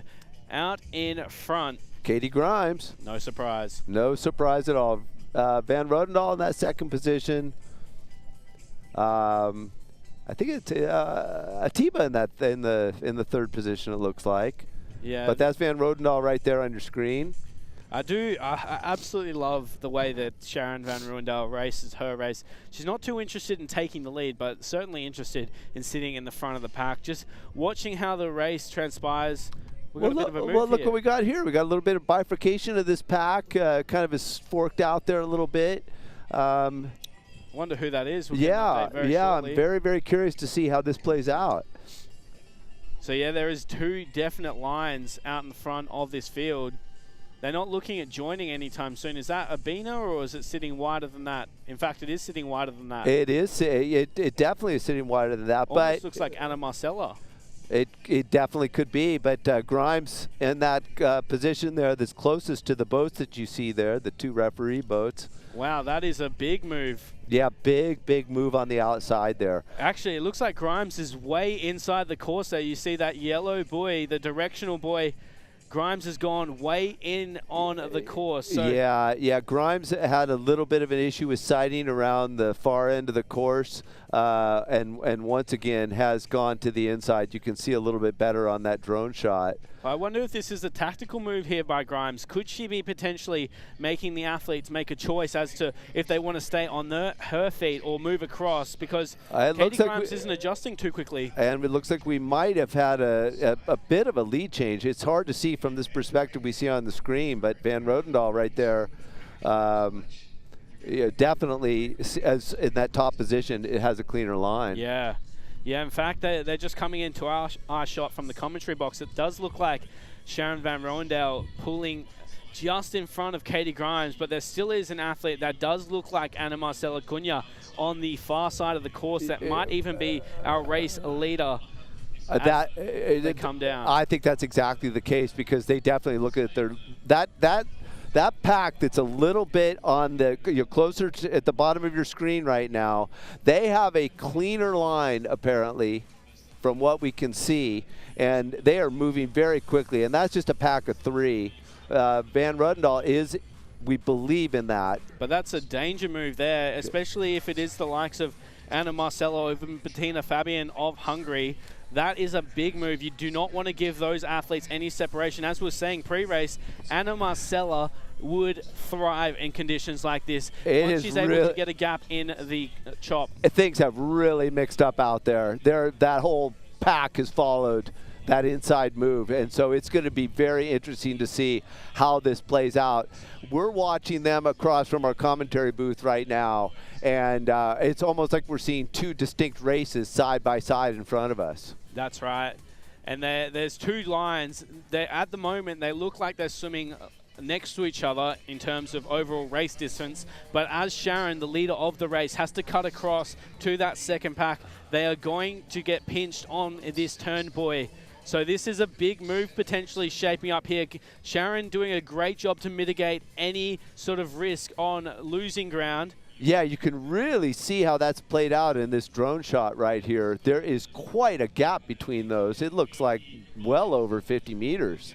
But if I was the athlete on the far side of the course, on the top of your screen on that earlier shot, you'd be putting in some massive, massive strokes. You'd be wanting to test the patience of Sharon Van Ronda, put a little bit of a surge in, see how that splits up the pack dynamics, because so far things have been playing almost to script with Katie Grimes controlling the race. It is, and it doesn't look like Katie Grimes is ceding anything here, even though she cut to the inside. It's going to be very interesting. This is going to be an important turn we're going to see here at the top side of the course. That's and right. they're, of course, going to be coming up on a lag swimmer here. So you're going to see a swimmer come into the field here, and that's going to be a swimmer that is being lapped. And, of course, that creates a whole nother dynamic. Absolutely. So when the athletes come around, of course, after the race, there is a 30-minute cap on them finishing, but they still have the right to finish within that 30-meter gap. So even if they do get past, it doesn't necessarily mean that their race is over. That's a great point. But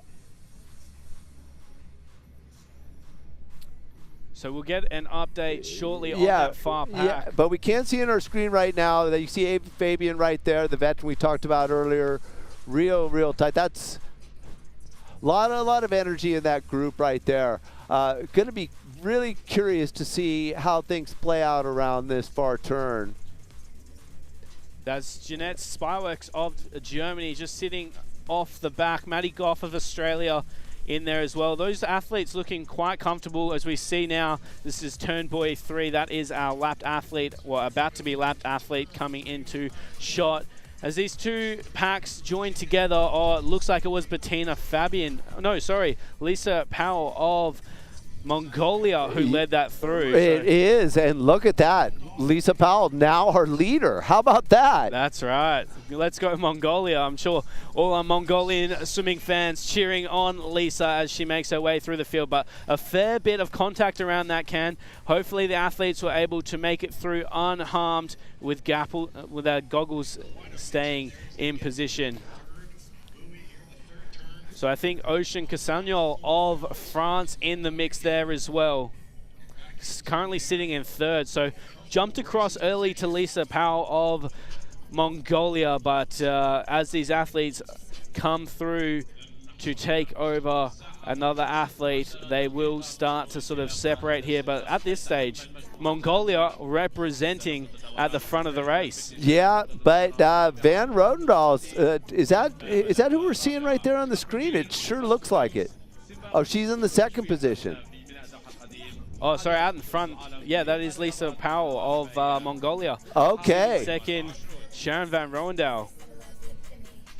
What a field. Yeah, very, very, very good field. Yes, you can see the distinction there if you look close at the cap. The caps look very, very similar, but the Mongolian, Powell in the front, Van Rodendaal that second position.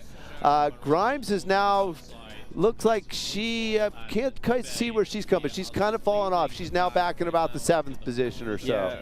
It'll be interesting to see if Grimes goes back to the front, and if the pack necessarily even lets Grimes go back to the pack, back to the lead of the race, because there'll be some athletes that wouldn't have been happy about the sort of confusion caused by that split in the group. So at the moment, Grimes tucked back in.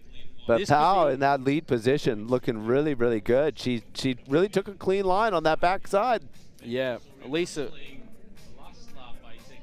So it looks like Caroline Jouis of France in the mix, but Ocean Casagnol of France in third position, just behind Sharon Van Roendaal.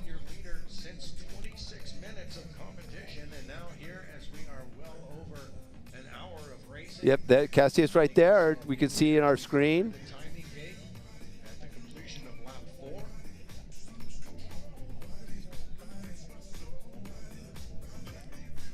That's Ginevra Taducci now on screen. Just sitting comfortable, as we said, and Katie Grimes, the American leader of the race, currently in 5th position next to Ocean. Oh no, that is Caroline Joues of France.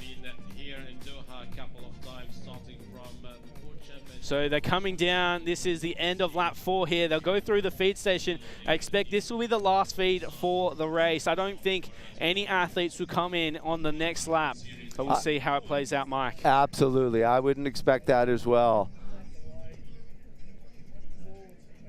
Yeah, watching, there's Eva Fabian just coming through our screen right there, the veteran we talked about earlier. But Pau in that lead position as we come through here on what is likely the last feed in this race.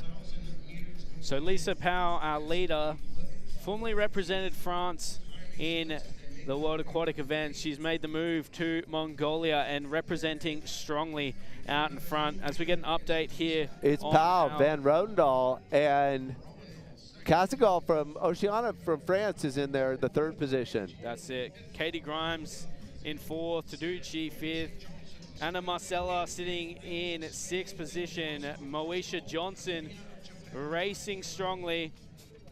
Maria Divaldez, Mathilda Rosa, Ebina Brady, Leah Chris, Caroline Juis. You've got some great athletes in contention here. 2 laps to swim before we crown our world champion for 2024. And of course, the childhood dream of representing their country at the Olympic Games in Paris on the lines, Mike.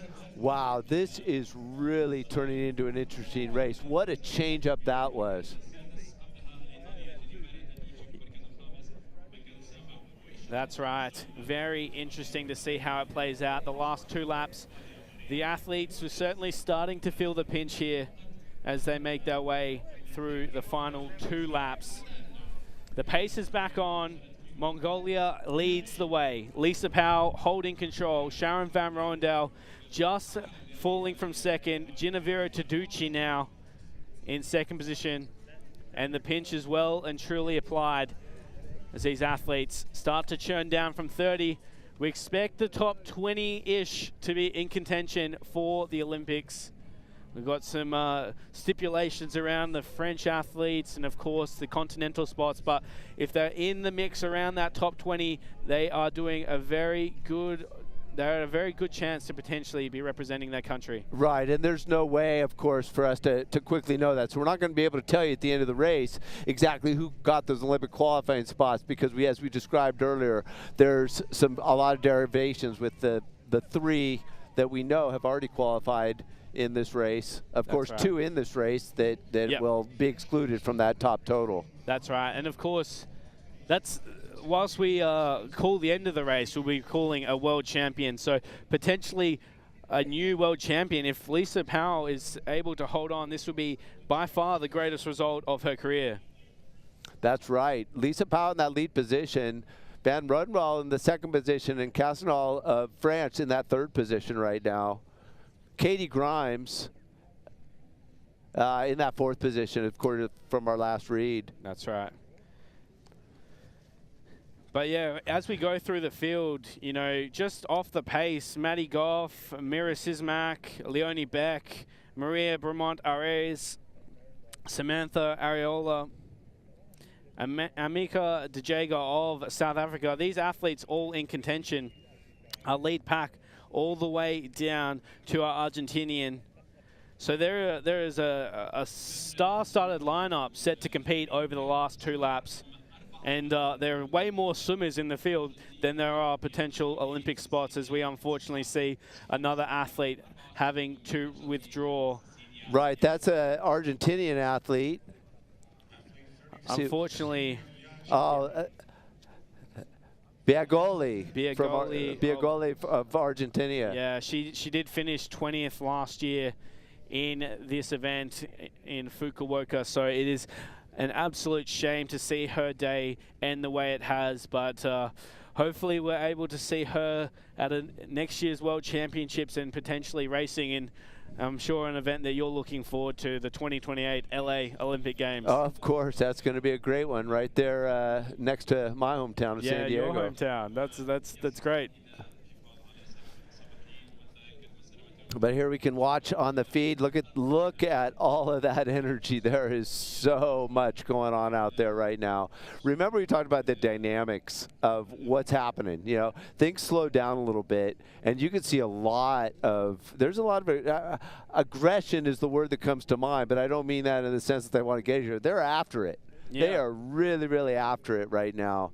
And you can see that as we can see the stroke rates that look like they've really come up quite a bit. Yeah, and as much as aggression isn't necessarily the way that they might be feeling, if you cross them, those athletes, they are athletes at the end of the day. They are competitive beasts, and they have a win at all cost mentality. That's right. That's right. Some of the nicest people on land. Don't get me wrong. We see them out there. They are so fun to interact with. But you get in there just like in any sport, and it's game on, game face, and you put everything you've got, particularly with what's at line here with the spot in the Olympic Games. That's right. Colin and I actually were swimming yesterday with the South African team, and you wouldn't want to get too close to those athletes, as you wouldn't with any of these elite swimmers in the water, churning their way through. This, of course, being lap 5 of 6. An hour and 23 minutes into this race. Lisa Powell in control for Mongolia. Lisa Powell in that lead position. In our second position, it looks like that is going to be Cassignol out of France. So and her teammate. And her teammate. So we got Caroline Jouisse of France moving forward as well. As we said on her intro, not an athlete you want to be near in the final 50 meters. So I really like the position that Caroline has worked her way into this 5th lap. Set herself up for a good finish? Absolutely. I saw, obviously, Caroline, she's showing us that it's sensational over the long distance, and coming down into the 10, she has proven once again last year in Settable that she has the pace to win a race. We might be seeing that in 40 minutes time. What do you think it takes to win that race? What do you mean by that? Elaborate a little bit more for people back home, or people who are watching on the screen right now. Well, so obviously there's a difference between the final 50 of the open water to a straight 50-meter sprint. I think if you took any of these athletes and raced them against the likes of Sarah Sjostrom or Shayna Jack, they wouldn't have a chance. But in this condition where they've been battling for 2 hours, the difference between an athlete that can finish in the top 5 and the top 15 is that final change of speed and the willingness to dive right into the hurt locker. You're talking about athletes that would almost laugh at David Goggins' pain threshold. These athletes are supreme endurance athletes, and they have an ability to be working at an anaerobic level and then kick it up another notch by bringing in those legs and taking as many strokes as possible into the finish line. Well, look there, we see Powell again. Look at the strength that she has brought to bear as she went through that far turn. It'll be very interesting to see how this now plays out as they come down the backstretch here on lap number 5 of 6. Again, what do you think that sort of the challenge of the 5th lap? You know, that's kind of like the one where you gotta kind of pull it out, right? Yeah, that's right.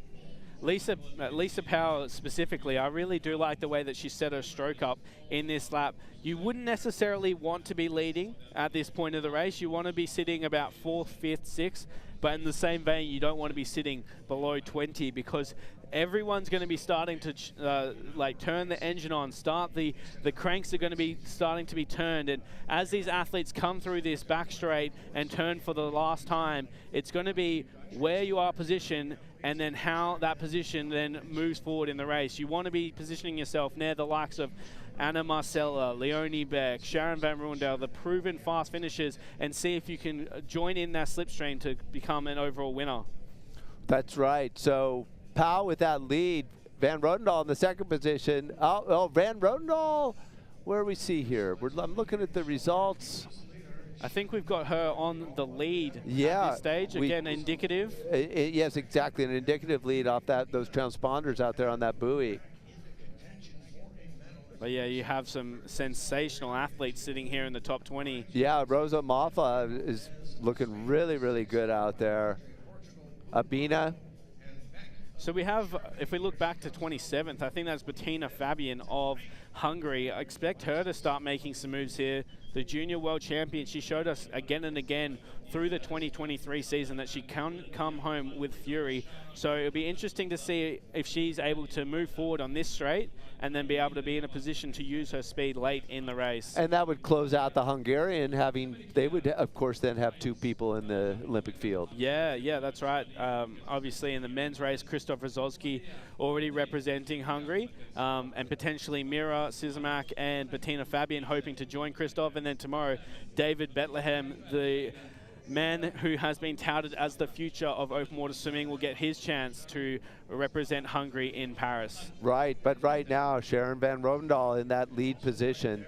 Again, looking so smooth, not a lot of legs right there. In that second position, who do we see there in that second position right now? It's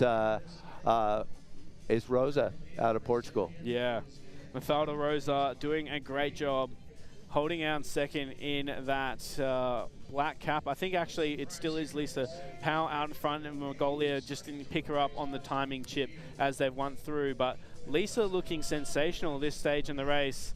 Hope she's able to continue this. Oh, absolutely. And again, we talked about that you know, it's about the little bit of differentiating the way the transponders pick up going around the buoy as opposed to going under the timing station. That's right. So, of course, as we said, indicative on the far side of the course. As they come closer, we get a clear indication of the positioning overall. But so far, it's still anyone's race to win. I wouldn't count out any one of those athletes that we had predicted is top 18. Absolutely. Yeah, Lisa Powell out there really looking good in that front position. In the second position there, it looks as though it's the French swimmer, Cassignol. Yeah, she's a great athlete. You know, she's been at this stage a number of years, really pushing the pace at the front. So to see her continue to develop on this stage, pushing forward for a win, it's right where they want to be sitting heading into a home Olympics. That is exactly the case, because, you know, that's what you want. And we see that often in the Olympics throughout sport, right? The hometown advantage. Really see that, and of course that's what the French want to bring to bear.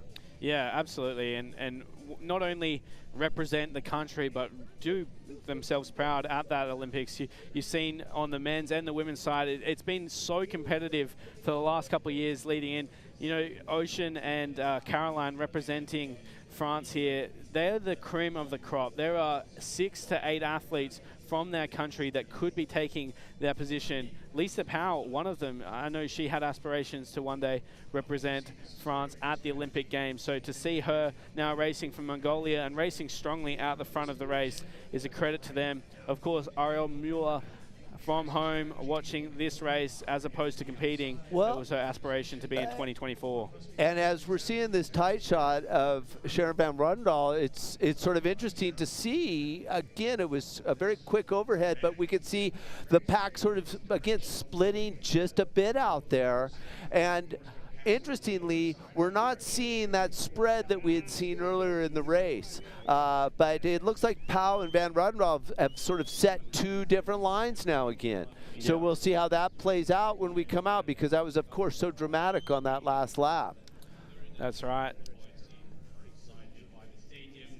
But this is going to be a cracking finish. I think, you know, with the compressed cycle, as we talked about prior to the race starting, these athletes have had numerous opportunities to race against each other, much more than they would have in years previous. Obviously, the World Cup Series provides a great opportunity for the athletes to come across, but with the amount of Olympics and World Championships over the past 3 years, it has got a lot more experience into younger athletes on this stage. And so you have the likes of Bettina Fabian sitting towards the back of the pack, who would have, by all intentions, the ability to push forward and winning in the final lap.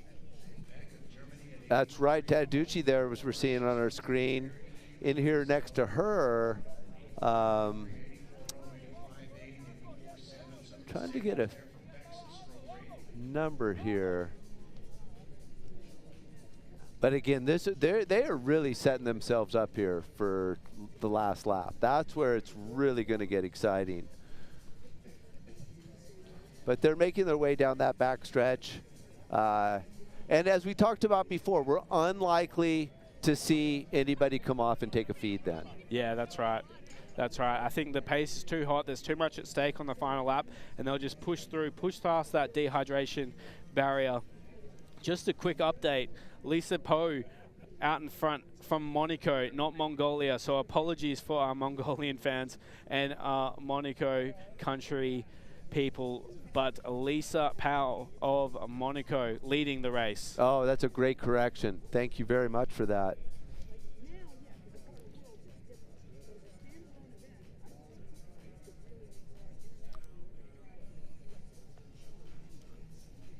So as we look through, we talk about those powerhouse nations. Brazil, one of them, mainly off the back of the work of Ana Marcela, but Vivian Jongbloed of Brazil, also an athlete that's been a still hot in this lead pack, Mike.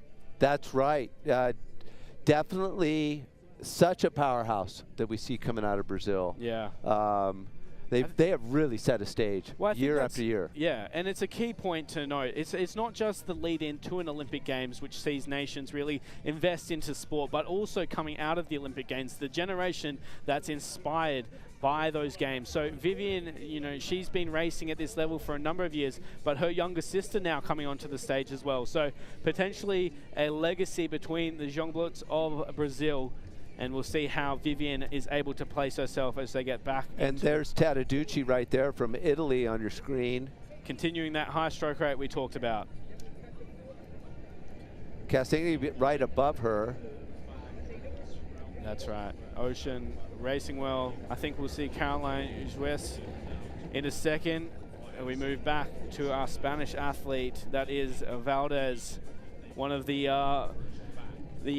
a little bit of a surprise to see Valdez racing so high in the pack, but a credit to Spanish swimming. They've continued to put together some great athletes, and actually a country to watch in the relay.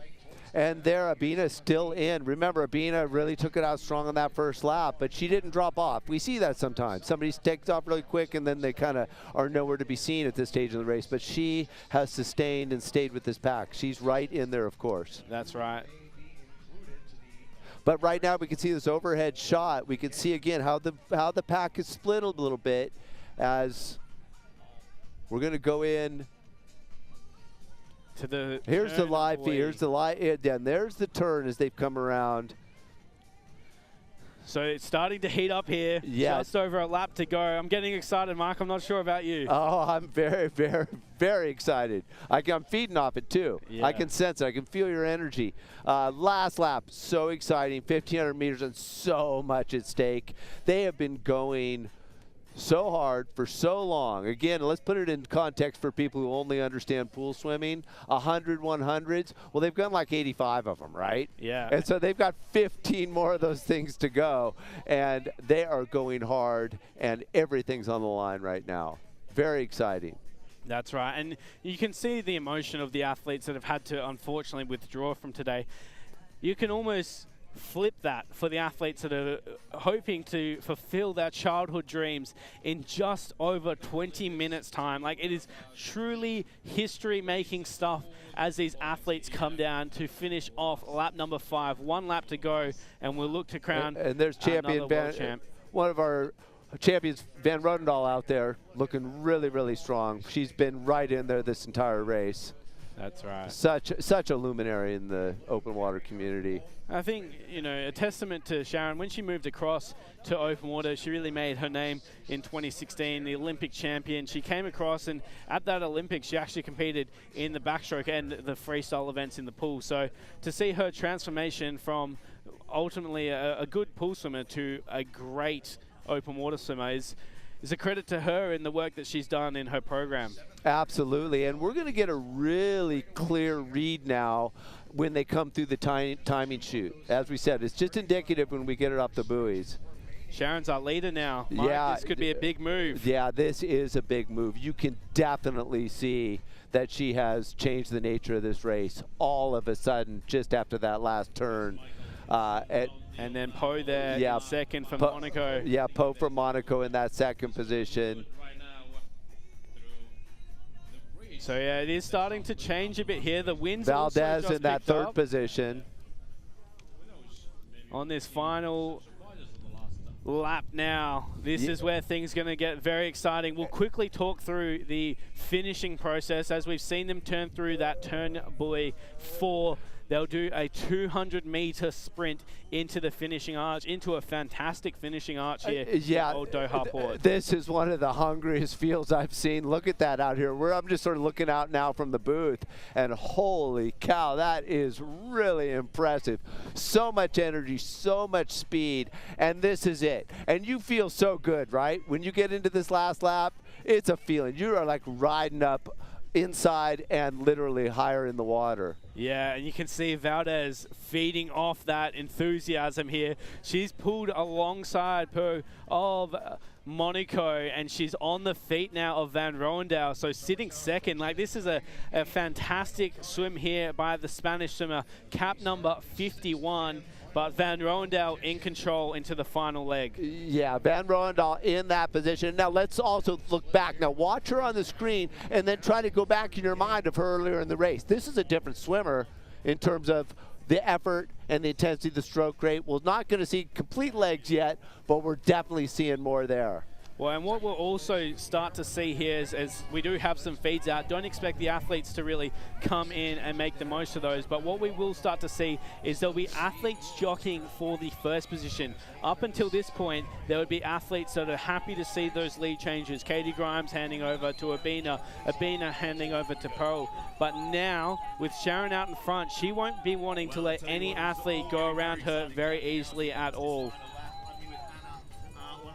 So we do have Sharon Van Roendale out in front. She didn't take a feed here. I expect her to put in a little bit of a surge. She won't want to go too deep into those reserves.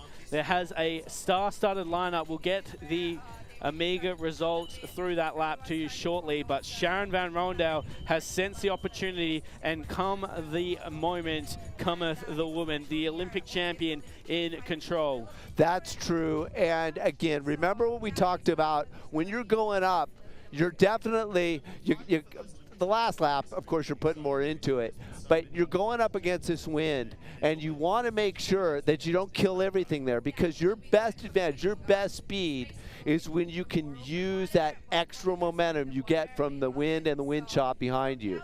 So Van Roendale, it looks like they're moving a little bit on the inside right now. See how that pack is moving right now? We can see it from the from our position here, not necessarily as apparent on the screen. So we just haven't got the updates of the overall placings, but you can see that lead pack. It's whittled down to, say, about 28, 29. Of course, we mentioned you really want to be moving forward at this point. We can see all the big names in that lead pack. Still 2 from South Africa. So Chad Ho, I'm sure, absolutely ecstatic at this point of the race. I saw towards the back there, Leonie Beck and Maddie Goff. So 2 very, very fast athletes over the 1,500-meter distance, within striking distance, but they need to start making their moves now, Mike. That's absolutely the case. You cannot let up. This is not a stage in the race where you have any latitude to let off the pedal. You got to stay with it. You got to stay in it. You got to keep it together. Sometimes a great position to be in is in that, say, 3 to 7 range, because you're letting everybody else kind of cut it for you a little bit. And if you can sort of slide in on somebody's hips, that's such a great place to race from. Yeah, it's a great place for the athlete to be on, but the lead athlete, they would absolutely hate this. This is where those dynamics really start to make a matter, because if you're swimming and you're stuck in between 2 athletes sitting off your hip, you're not going to be going anywhere anytime fast. So we'll see how they all slide together, but there we have on the screen Bettina Fabian of Hungary starting to make a move through. Partner of actually David Bethlehem, so good to have the 2 sort of racing at the highest level. Yeah, look at Bettina, how she's able to keep her head down too. I think that's another thing. She's kind of has that experience, understands I'm going to keep my head down, let everybody else. I know where I'm at this pack. I'll just follow where this thing's going. I don't need to lift my head up and waste that energy. What a shot there. Yeah, beautiful shot at the Australian swimmer. So we see that's 67 just ahead of Maddie Goff. Believe that is Leonie Beck. Leonie really has to make some moves. The other German in cap 50 in Jeanette Spiewaks of Germany. So expect to see those two move through. Leah Chris just behind Jeanette as well as we go back to the front of the race. And it looks like Valdez of Spain looking to challenge Van Ruendel for the lead. It does. She has sort of pushed herself right up in there. And again, looking right behind them, because that's, I'm really curious, and that's where I find a lot of interest in that position, right behind them, particularly as they're going up against this wind, because, you know, they've got somebody else cutting that for them. So that's going to be interesting how that plays out at the end. But Valdez, it looks like she has moved up there, and they're at least side by side if she hasn't taken a bit of a slight lead. But again, difficult from that perspective we see on the screen. What we can say for sure is there is a lot of speed and there is a lot of really good execution right now that the Olympic champion has brought to bear. Van Rodendaal has really kind of played this a sweet, smart race. She's got a bit of a stranglehold on the race. The interesting thing is, obviously, as we were saying at the start of the race, a lot easier to sit in behind. But in order to make a move forward in the pack, you have to be swimming faster than the lead swimmer. So say Sharon is sitting currently at about a 109, 110 per 100 pace. If you're wanting to move forward, you're going to have to jump up from 111 all the way to about a 107, 106 pace. Absolutely. You cannot get so far behind there. You've got to be right in there with them. That's why I say riding in there on the hip, riding in the pocket. That's the sweet spot. You get that little bit of a wave that you can ride in. But right now, the Olympic champion, Sharon, look at her. She is really looking good. But Valdez is not letting up at all. But the turn advantage right now is going to go to Van Rodendaal. Yeah, that's right. As we get a bit of a tighter shot on 1 and 2, you can see them chopping through the water. The headwind not causing too much difficulty for them.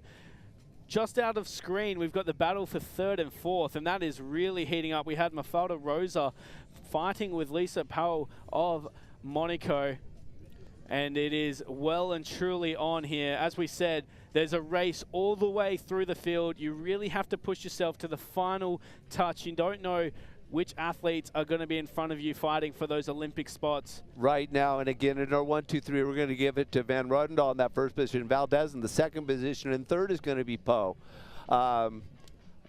That's just for clarity right now, of course. Yeah, absolutely. I expect to see some changes here on the final straight. They are going fast, but this isn't too fast for the likes of Marcela Cunha and, you know, Leonie Beck, of course. She will absolutely be loving this situation. She would be hoping to, and I might even call the prediction now, as soon as Beck gets on this fast straight, swimming with the wind, with the tailwind on the final straight, expect her to pull wide and go as fast as she can. Here comes Moesha Johnson up for Australia. Yeah, Moesha Johnson, look at that, has really popped in there strong. And Johnson, holy moly, wow. She is flying right now. That was an interesting turn there. We saw Valdez get stuck on the inside, and she's actually repositioned herself well with Van Ruendel. But that is opportunity. Look at that. A lot of opportunity right there. Yeah, so much right there in your face. And Johnson with the better line here around the can. I did speak to Moesha last night. She said the goal today, swim fast, swim smart. And we haven't seen her hit the lead until the very late stages of this race. Could this be a winning move from the Australian? How do you feel about Australians? I'm pretty happy to see Johnson out in front, that's for sure. Well, of course, and Johnson, what a move around that turn. That was classic. She looks like she's well in control here. She is a fantastic 1,500 meter swimmer as well. We can't forget that. Moesha Johnson, she is a 1540-odd 1,500 meter swimmer. So there's not many women in the world that have swum faster than that ever. And now she's out in front. She has a gap, in fact. This is a gap opening up to Valdez, who again getting pinched on the turn there. Yeah, look at that. That's a tough place to be right there. Yeah. And as we can see right there, it's hard. I think that's Keegan. yeah, Great Britain. Yeah, she was stuck. Do you see that pin? Yeah, that's a tough place to be. And you got to keep it together. There's still racing to be had. Absolutely. You can't get out of your head on that one. But holy cow, Moesha Johnson has really opened it up, and she is on fire on this backstretch right now. Got the wind at her back. She's charging hard. Now, they will have a little bit of wind to contend with, but as soon as they get about 30 meters, the way the pontoon blocks things off, it is smooth sailing through that finish chute. So this is a huge move from Moesha Johnson. That- And the pack hasn't picked it up either. So if anyone wants to jump across, they're going to have to pull the lead group with them. This is a massive and clinically timed move from Moesha Johnson.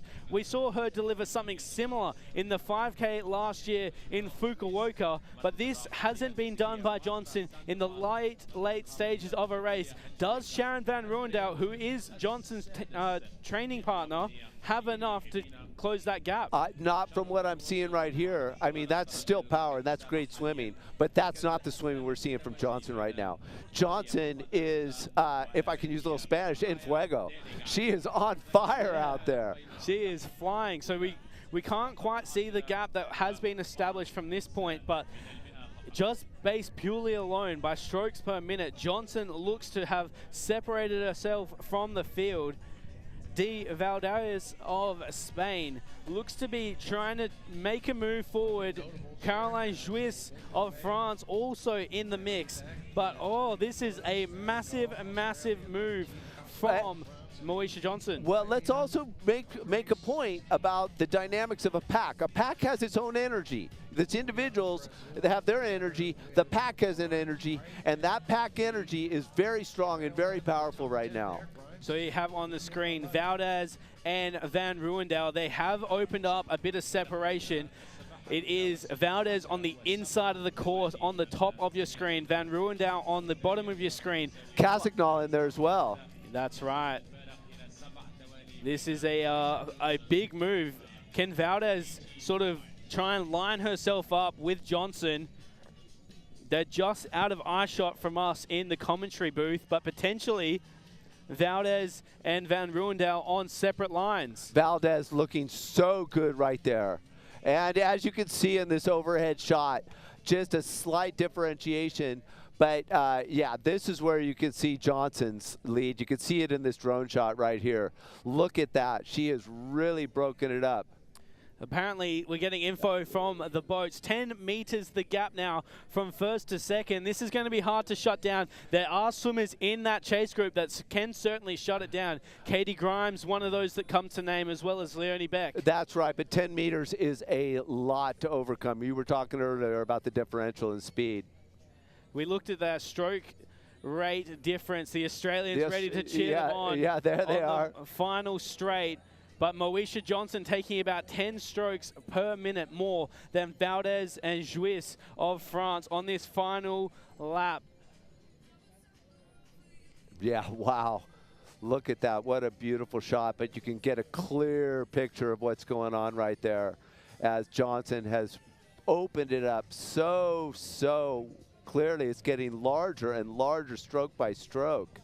I wouldn't say that the win is in the bag by any means, but she's certainly in control of this race. And making that move when she did was quite clinical. I was really impressed. Swim smart, swim fast. That's what Johnson is doing on this back straight. Yeah, but don't give it up on Valdez. It's really apparent now. We can see from the booth right now that yeah, she's still within that strike zone. It's a lot to overcome. 10 meters. There's about 500 meters left in this race. Will we be crowning a new world champion, or will we see the return of Van Ruendal, Beck, Cunha, and the likes of the previous champions? At this stage, Johnson in control for Australia, and they're swimming with a tailwind before we get into the very, very spicy finish line. Right. Yeah. Valdez, however, look at her. She has closed a bit. As you can see here, she is coming back in. Leona Beck. But what we also have to keep in mind is, as we have Valdez now in camera, the back of this lead group has absolutely blown apart. Those swimmers swimming for potential Olympic spots. Right. So, lot there. That's right. What a race we have for the finish line coming up. You can see from the booth all the teams walking down the finishing deck to cheer on their swimmers.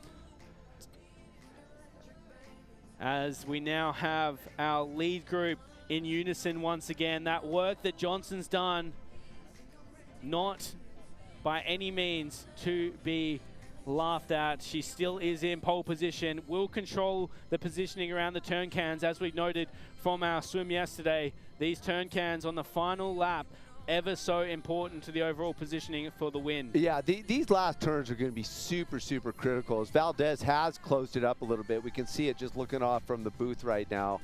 It's not quite 10 meters as it was before. Yeah, it's definitely closer to about 3 meters. So that's closed up, and you can see in a beautiful overhead shot there. I tell you, Lisa Powell of Monaco is still looking like she's in a striking distance. You can see Moesha now just slightly adjust her line for the turn can. Yeah, slightly adjusting there, and also looking like she may have just inched it up again. There's a lot at play here. How exciting. This is going to be a super fun finish. This is going to be crazy as we crown the 2024 World Champion, the women's 10 kilometers. What a way to kick us off in our action here. Still plenty to come, of course. The men's 10 kilometers tomorrow, and we'll be doing this all over again, but I cannot wait for this finish, Mike. It is going to be absolutely incredible. Without a doubt, Johnson in that lead position, Valdez in that second position, really kind of closing it up. She's right on her, right with her. You know, she has not lost anything. She definitely, Valdez can feel that, right? You're still there. You can feel good about this. You know that you come around those last 2 turns and you're tied in there with her and you're bringing it home through the chute, particularly where it gets real smooth right here through the chute. It's going to be very, very exciting. Oh, that's right. And you can't discredit what Johnson would have had to go through, the energy and excitement of leading the race this late into the race and making that gap. She would have felt that and would be feeling herself tapping into those final reserves as they come down now. This is turn buoy 3. 1 turn can to go. Johnson leads the way to Valdez of Spain. And Van Rooyendaal in the 3rd position. That's right. And Powell of Monaco. So all of the big players in this game have still maintained their positions at the front. Johnson leads Valdez. There is 300 meters to swim here in Doha. And what a treat we have for fans around the world cheering on a world title. Yeah, look at Johnson really, really bringing it again. She seems to get energy coming around those turns. Yeah, she really powered out just like she did on the far end of the course. Valdez in that 2nd position. Well, as we're saying, the same with the French, the Australians, especially in the women's field, have had such tight national racing in the last couple of years with the likes of Bianca Chris, Moesha Johnson, Maddie Goff, Chelsea Gubecka leading the way, Karina Lee, of course, the OG of that field. So they would have had this pressure domestically as well as internationally. So those turn cans will be ever so important, and none more important, arguably, for their career than this coming turn can. Yeah, this next one is really going to set it up for a lot of them, particularly if you're a little farther back.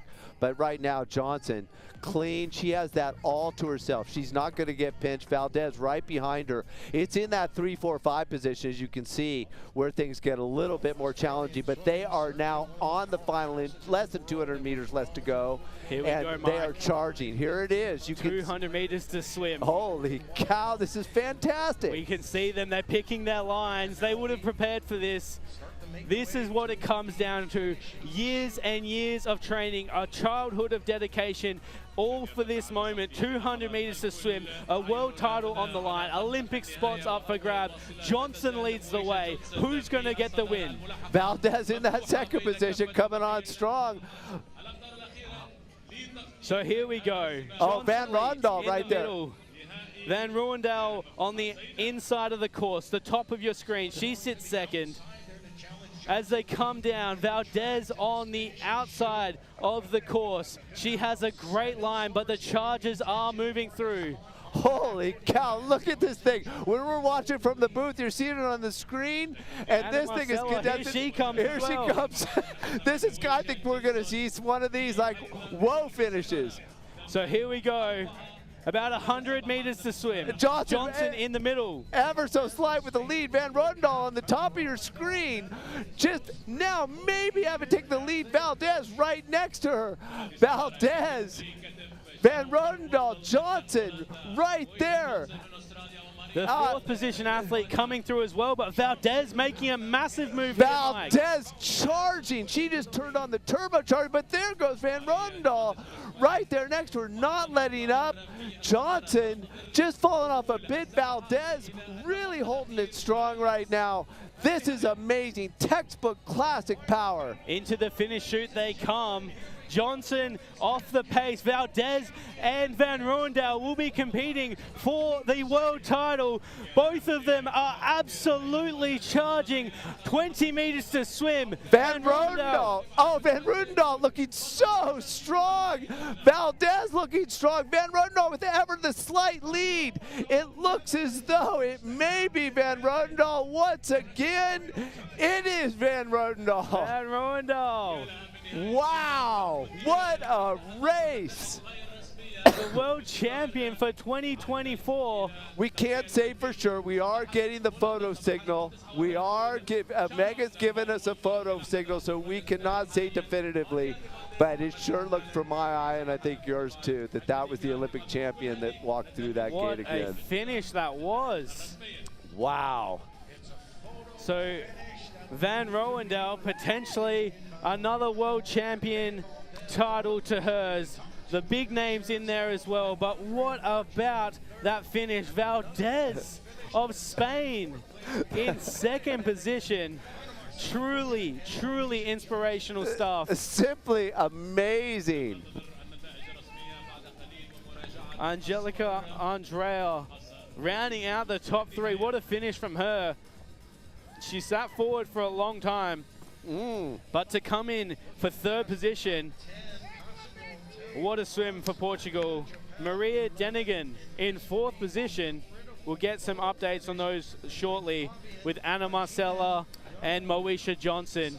Johnson put it all on the line and potentially, Mike, secured herself an Olympic berth. Wow, that was just like so many. What an amazing race. What a tight race. Yeah, the fourth position is such a tight spot. But what an incredible race by Sharon Van Rodendahl. Move forward with enthusiasm, with experience, and with clinical decisiveness as to when she picked her moments in the race. Knew that it was going to come down to that sprint. Managed to get separation. And look at Johnson. There's John. Look at that. She's so psyched. So happy. So psyched. Happy for her as well. It's not often that 2 Olympic cycles after your first Olympic gold, you're still at the top of the sport. And here we have the absolute pleasure of seeing Sharon Van Rodendahl on top of the podium. We'll, of course, bring the official results to you as soon as we hear them. Mariah Denigan, it looks like she's in that 6th position. That means 2 Americans have made the final, or the Olympics. That's going to be that's a big one for USA Swimming. And we'll see those countries come through. It looks like in 7th position we had Caroline Jouisse of France. So of course that takes the first French spot. And then Ocean Cassagnol finishing in 10th position overall as well. So 2 French representing their country at a home Olympics. Right, like we talked about, how exciting now that we're able to see that the nations are able to really fill that with 2 players together, because we know that teammates, that's a big part of this too, and that's going to be a big part of the Olympics too. Everybody wants to go for that championship, but teammates playing with teammates, that's important. So of course the big one we're missing from the top of the race, Leonie Beck, finishing in 20th overall. Not a discredit to her. Obviously, she'd been very hard training at the moment, hoping to get ready to race at the Olympic Games, but obviously not at the top of today's race. Right.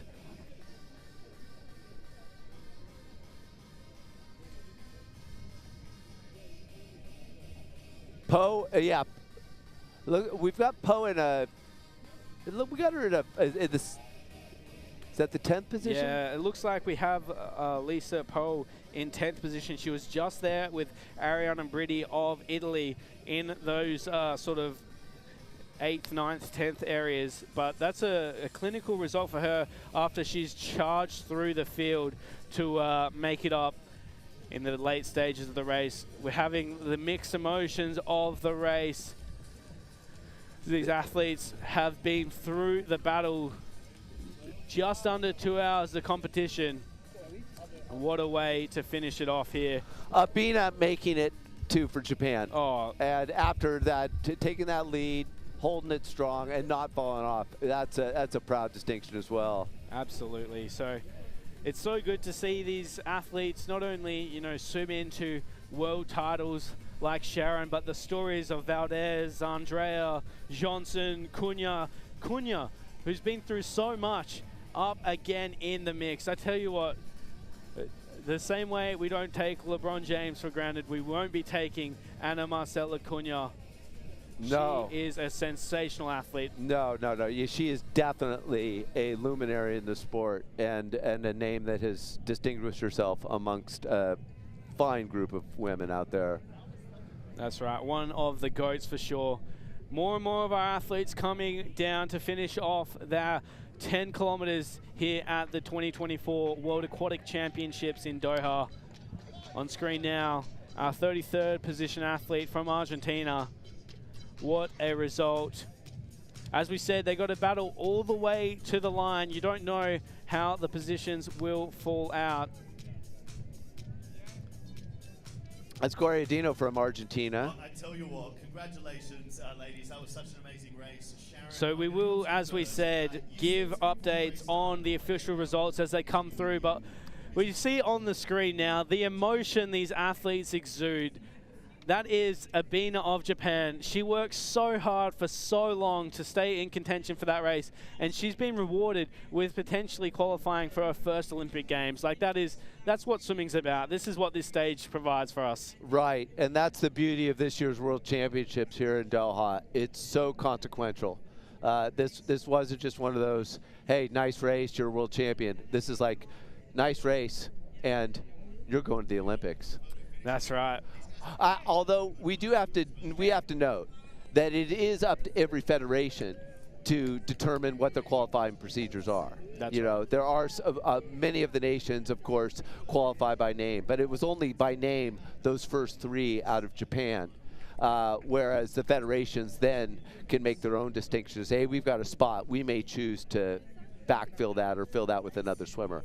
Yeah. That's, of course, up to each nation's selection procedures. Yeah, as we said, the federations, I believe they have about a month to finalize their qualifiers, so we won't really know who will be representing their countries at the Olympic Games until about a month's time. But regardless, it's good to see these athletes. In fact, if they don't go and represent their country at the Olympics, just to see them competing at such a high level on the world stage, this is what we love to see. And another fantastic finish. I tell you, it was. Yeah, here's a right? replay again. What an amazing! This is what makes open water swimming so great. You know, people just you can't really beat this. After swimming what is the equivalent of 100 hundreds, it comes down to that right there. Wow, look at that. There you have it. Look at how close that was. That is outrageous. That is truly boom. That was for 4th. So we saw Grimes there lock in. Oh, sorry, it was Denigan lock in 6, but .00s between Ana Marcela Cunha and Moesha Johnson for 4th position. Well, there's a lot of emotion out there on the dock, and now moving into the athlete prep area. You know, of course, a lot of joy, but then there's some heartbreak out there. But we do have to tip our hat to everyone in this race, even those who had to tap out early. You know, it takes a lot to get here, and it takes a lot to sustain. So That's right. we definitely have to give a big note of appreciation to everyone. Oh, look at that. That's the joy of it right there. Isn't that beautiful? That's it just shows how much it means to the athletes and the athletes adjacent, your teammates. You go through the ups and the downs with them, and to see them in this state of just all the hard work coming together and the race playing out the way it does, it's truly sensational. And it's gone from photo to official. Van Rodendahl, there she is, the champion. The world champion for 2024. I tell you what, this Olympic race is starting to get exciting. Leonie Beck shows she's in form. Sharon Van Rodendahl returns fire. Anna Marcella's back in contention. And Chelsea Gubecka not racing today. You know, she'd be looking at this race thinking, I can see myself in first in a couple of months' time. I'm very excited. Right. I know. This is truly, truly exciting. As we just you can really feed off the energy out there. Abina there. I think that is Chantel from Singapore. that was Chantel. My mistake. Bit of emotion once again. These athletes, of course, as we were mentioning before, there are potentially continental spots up for grabs between these athletes. That is true. So again, if a country has, once they fulfill their 2, that's it. That's it. Yep. That's it from there. And then we go down to the continental. And then of course, after that, if a country if there's a position and there's a swimmer here, the country hasn't fulfilled, and that swimmer has the A cut in either the 800 or the 1500 and are competing in the games, then they, if they so choose, could be entering that field as well. That's right. So we could potentially be having our largest ever field racing at the Olympic Games. You can see Anna Marcella, so happy, so excited. Wow. I think now it's time to bring on our man Colin Hill, who was out there on the boat. Unfortunately, we couldn't bring him in. We had a little bit of a technical difficulty. But Colin, one of the luminaries in this field and truly understands the sport. Let's turn it over to him and hear what he had to say and give his impression of the race. Well, thanks very much, and great commentary today. I really enjoyed listening to you guys. Really good insights. But no, what I really enjoyed today was that the water temperature was 20.2 degrees. So that was going to be quite a struggle for some of the swimmers. And you did see some swimmers getting pulled out. But what I enjoyed through the race was the way it would concertina. So the swimmers would come together, the pace was slowing. Then you'd see just stretch out, and everyone's in a line. So I really enjoyed seeing that because it means that they're working hard on the fronts. And when I was out there in the water, you know, the water did sort of calm down near the end, but as it was choppy at the start, it's great to see people really sort of working hard and making a good race out of it. You know, it wasn't just a parade for 5 laps and then a sprint. You know, they really did take it on throughout the race. So fantastic to watch. And Colin, obviously, we had Sharon near the front for the majority of the race, and then really making her presence felt in the last lap, and then, of course, on that finish.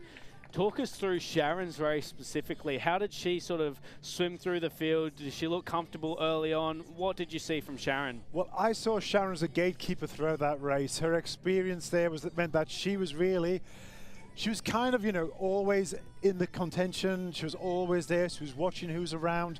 If there was breaks, she would cover the breaks. One point, very exciting when the whole thing split apart. But again, she kept her cool, and I think that was the whole thing. On that last lap, she kept her cool. She didn't panic, even though there was a bit of a gap, and she came back in that finish. Absolutely loved it. I mean, I'm a big fan of Sharon's. You know, I've seen her throughout the years. Gold Olympic medalist, silver Olympic medalist, and she's back there again. I mean, what a story that is. One of the things that we thought was so impressive was when Johnson made that move on the last lap at the far end of the course. What did that look like from the water, from your perspective? Unbelievable. I mean, it looked like everyone else for a moment went to slow motion, and she sped up. It looked almost bizarre, just how fast she just got ahead of everybody else. But I think where I was, I could spot them reeling her back in a bit sooner than what you guys could see from up here. So they did start to reel her back in along that sort of far straight. But for a while there, wow, the adrenaline must have been really pumping. But I think, again, that might have just, you know, come come to the fore at the end there, you know, sort of all that effort she put in. I think maybe that finish straight, the others managed just to hold something back for that. Yeah, it seemed like there was she was almost on the cusp of a breakaway, right? You got about 10 meters. Oh, yeah. And if she could have maybe taken that a little bit more. But Even it was that really final fascinating. But it just seemed like there was a turbo that went off in her around that third turn down there. Absolutely. And she held that final turn. She was still there. And she's so good off the turns. And some people are. I mean, I know myself, I am rubbish going around turning buoys. You know, I'm just no good at it. Some people are very good. And you can see there, she just seems to accelerate off those turning buoys. So fantastic. One of the things that was interesting was also seeing Atiba who'd taken that lead, and oftentimes we see that early in a race as the swimmer will take the lead and then they're sort of nowhere to be seen. But she kept kind of finding herself back in there. Really impressive. Just kept seeing her in the pack. She was on the outside of the pack at times. You know, she wasn't always sitting behind other people, so she'd sit in the outside of the pack, which shows to me she's got an incredible future, really strong all the way. Well, Colin, as well, obviously looking forward from this race, there's big stakes for 2024. Having been out on the water and seeing the way the race sort of transpired, who would you say your potential top 3 at the Paris Olympic Games? Wow, now you're asking. I think just for the story, I would love to see Sharon back on the podium. You know, that would be incredible. And from today, you know, she may well have gold again. So I think you can't knock out Sharon. I was surprised to see Leonie so far back, Leonie Beck, you know, but I think she might come through again. I think she, as you mentioned, maybe she's just in a different phase of training from everybody else because she's looking at the long-term goal. But there's so many there, you know, hard to put on the spots. And you know, I think you almost talk about nationalities as well. The French are great there. Nice to see 2 of them qualify. Well, So can you imagine? You can paint the scene already. You know, coming down that final lap, a home crowd cheering them down the Seine River. Caroline Jouis, Ocean Castagnol potentially racing for the French, coming down into the finish line. It is truly spectacular. Look at the start list potentially of the athletes that could be there, and you're sort of talking about 14 deep of the athletes that are in contention for the medals. But it is so important for the home nation to have athletes in there. You know, it's great for the sport in that nation. And Jouis is, it's funny, Jouis actually told us how to pronounce her name yesterday, didn't she? She did comment on that. I think it's wonderful she's going to be there as well. But yeah, for France itself to have 2 athletes, amazing. That's right. The Brits, they just fell away at the end of the race. Leah Crisp and Amber Keegan did a fantastic job. They're just on that cusp. It's too hard to tell who will be potentially representing Great Britain in the Paris Olympics. What did you see from them out there? They did a great job to stay near the front of the race. I think it was Keegan who got thumped on the turning buoy. Yeah. Yeah, so she was looking good. I think she was going to start to come back, and then she just got thumped. I saw her earlier on in the race as well. She stopped, had to adjust her goggles on the second to last lap. I think she got kicked. So yeah, so it's a shame. They were there. You know, they're in the lead pack. They're always, you know, around. So it's good, but it's just tough. There's just such a quality field out there, you know. Let's talk about the overside of the race in terms of officiating. How did that look from you out there? What kind of did you see any positions out there where the officials were maybe having to? Were there any whistles being blown? Were there anything like the separations of the pack that we see sometimes? Well, what I liked was we had Britta out there who was the chief referee, and she is, of course, she was World 25K champion. She's won European championships in 5, 10, and 25K. So we have a very, very experienced open water swimmer as chief referee, and that's good because what her experience means, she can tell when things are accidental. You know, if somebody's just trying to find space. Sure. Sometimes there's a bit of contact there when you're trying to get space. But she was definitely on the second to last lap. There was a lot of whistle blowing from her. She was signaling to the athletes to try and move apart. So there's a lot of hand movements. She's looking at the athletes, trying to get them to sort of keep out of the way of each other, because she doesn't want to give people a red flag, yellow flag. She wants them to have a good race, but she will penalize them if necessary.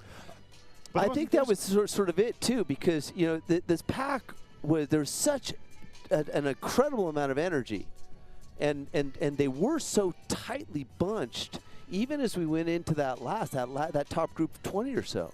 Yeah, and when you've got sort of 3-4 swimmers side by side fighting for space, and as I said, it's not. People often think it's a very rough and people are fighting. It's generally just swimmers trying to have clear water. So if they come to contact with each other, often they're trying to get out of the way, because they want to have a because there's a lot of energy spent if you do get sort of locked in with somebody else, and you saw that especially around the turning cans and turning buoys. That's when people. They all concertina, they get close together. Right. And that's when you do see contact. So I saw that at the men's race. Let's just touch on the men's race tomorrow quickly. For the men's race, when you got all those swimmers going around those turning buoys, you're going to see a lot of contact again tomorrow. So. Yeah, and we talked about this, of course, during the race. Is you think back, anybody who sort of maybe you came up in age group swimming and you had that experience with somebody on your feet. Everybody had that teammate, right? And it would just drive you mad, right? But when we come out here in open water, really got to work on containing that, right? Because not only do you not want to get disqualified with a yellow or a red card, but certainly you don't want to expend any undue energy getting frustrated on something. You've got to kind of go, hey, this is part of it. I got to get used to people being near me or around me. You're absolutely right. When you're swimming and you feel somebody touch your toes, in the pool, you probably turn around and go, have a bit of a go. You can't let that get to you. You've just got to just zone that out. And, people aren't always intentionally touching toes, but it does happen. And so you can't expend energy. You've got to keep your energy nice and level. You can't let things upset you. You can't turn. If you turn around, then that's it. You've lost the pack.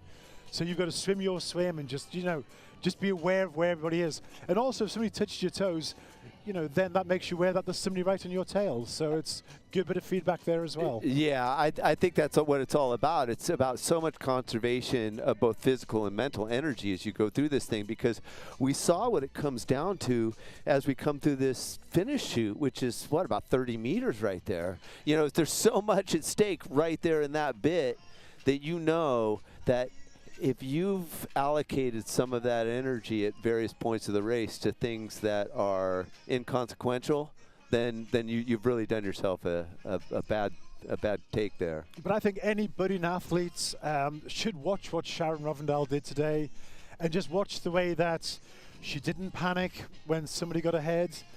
She kept her game plan. She managed to get back on the toes. She managed to get around the side. And if anybody saw the last World Championships, they would have seen that Sharon didn't have the best finish. Mm-hmm. She got out-touched for third place. Right. She basically mistimed it. Yes. So this is, for her, this would be amazing that she got it so right today. I think that's an important point because, we do want to talk to those budding open water swimmers as they're coming out, because undoubtedly they're having a look at this and what can you glean from this. And we even watched her walking out. She walked out like a classic 50-meter freestyler, right? Yeah. Nice and relaxed, nice and calm. I'm going to take my time there. We're seeing a rebroadcast right there at the start. Yeah, she was actually the last, not only to take off her sweat jacket, but she was one of the last in the water. She just let everybody go. Okay, go. That's okay. This is great for me to see it now nice and close, and you can see the conditions there. It almost looks like they're going backwards just when you see the wind against them working again. But the overhead shot there, they're coming into the finish. I know. Look at how condensed and how dense that field is on a finish. There is. Remember, some of those people, some swimmers are what you call pack swimmers. Yes. They never intend to go to the front. Their goal was to be in the pack and to get into that Olympic qualifying. That was all they're going. So you've got some pack swimmers and you've got some swimmers who are going for the front. Now the finish here, look at that. Yeah. You've got to practice your finish. And after the last World Championships, I'm sure Sharon would have been practicing that finish, the timing of hitting that gate, and she got it to perfection. And look at that. Look at and that's a lot of the evolution, right? Is really learning how to manage these timing shoots and manage that touch. That touch is a process. And again, for budding open water swimmers, it is all about learning. Every time you swim, you have a bad swim, you learn from it. You have a good swim, you learn from it. It's all about coming back stronger each time. And that's if you're doing 5K, 10K, or trying to swim the channel. Whatever it is you've got to do, you've got to learn and progress each time. And I think, Sharon in first place, absolutely incredible. 1:57, what a time as well. Yeah, for this course specifically, huh? For today's conditions? Yeah, and Under very, 2 hours, that's really impressive. very changeable. You know, when we first started today, the flags were almost bending with the winds. You know, they were swimming against that chop on the start straight. And now it's quite reasonable. So especially the finish straight, quite flat there. So that was good. It just helped some of the athletes as well just get their stroke together again a little bit. Because when you're swimming against really choppy conditions, it's hard to have your stroke under control and always swim the way you want to swim. Absolutely. So more and more athletes making their way down to finish this race, Colin. And this is great. Well, you know, we hope they get a finish time. How long are we after now? The first swimmers? 24 minutes. Yeah, they've got to finish within the 30 minutes, and for them just to finish and get an actual qualifying time, because if they're outside of that, they don't get a finish time. So all these swimmers who get a qualifying time, get a finish time, it's really important. You know, that congratulations to them for doing that. They're up against the world's best swimmers. So Well, that's right, and I guess that is one of the things that makes swimming so special, and the fact that you really can do this sport at any time, wherever you live, and pretty much at any age. So for these guys to represent their country on the highest stage, I know you know a bit about that, representing in multiple facets, of course, a bit crazy to me in the ice swimming realm, but you do a great job in that demand anyway, as we have another athlete, I believe, from Portugal coming across to finish off now. that's great. Coming across 25 minutes after the winner touched the finish. But yeah, you're right. I mean, so the good thing about swimming is it's a non-impact sport. So these swimmers continue in the sport through the elite level into masters level, and then they might discover other things. They might decide to do, you know, longer distance, 25 Ks. They might decide to go for cold water swimming. You know, you can stay in the sport for your whole life, and that's really important. But for these swimmers finishing now, you know, this is, you know, it's hard for just, you know, your average person watching to understand how fast coming in at 2:25. A lot of swimmers would love to come in that time. That's right. You know, I mean, I would like to come in that time, to be honest, at the moment. Yeah, absolutely. So these are sensational athletes. I mean, these are national champions that are coming across the line now. Credit to them and their federations for assisting them in their journey. One day they may even be competing with the likes of Sharon Van Rooyendaal for the win. Of course, if you are tuned in live, please do stick around. We're moments away from the presentation of the medal winners from the 2024 World Aquatics Championships. This is the women's 10 kilometers. Of course, Colin, plenty of action to come throughout the rest of the week in the open water discipline and, of course, around the competition site here in Doha. Tomorrow, the men's 10 kilometers. Are you excited for that race? Of course, the men's 10K tomorrow. It is another race within a race where people are trying to qualify for the Olympics, as well as those wanting to get the top 3 in the World Championships. It's going to be fast, it's going to be furious, so make sure you tune in for that one. That's going to be amazing. Then we go on to the 5K races, which is often a chance for some of these teams bring in extra swimmers for the 5K. Whoa. Those are up and coming, which is good. Well, Chelsea Gubecka set to represent Australia in the 5K. She gave her spot to Maddie Goff and Moesha Johnson to battle out for the 10-kilometre spot for Australia. So Chelsea Gubecka will see in action, and I'm spoken with her coach, Kate Sparks, and of course with Chelsea herself. They are ready to race. Chelsea is a competitive beast, and we'll have seen Sharon take the win today and Moesha race well into the top 5 and be chomping at the bit to get out there and race again in the 5 kilometres. Well, World Championship medals are not easy to come by, and to become a world champion at any of these disciplines, and sort of 10K, 5K, or the team relay is incredible. Yeah, so of course we'll be calling that action wherever you are tuning into this around the world. And of course, the final event, which will be swum on Friday next week in the mixed 4x1500 meter relay. As we saw today, in second position, Valdez of Spain. Spain is definitely one of those countries to watch. Carlos Benito of Spain, one of the rising stars, the young Spaniard. We'll see him potentially take to the water alongside Valdez. We have Ashley Ting coming in now from Singapore. Yeah, fantastic result by Ashley and Singapore Federation. Just coming in under the, yep, she gets a finish time, which is great, so congratulations to her.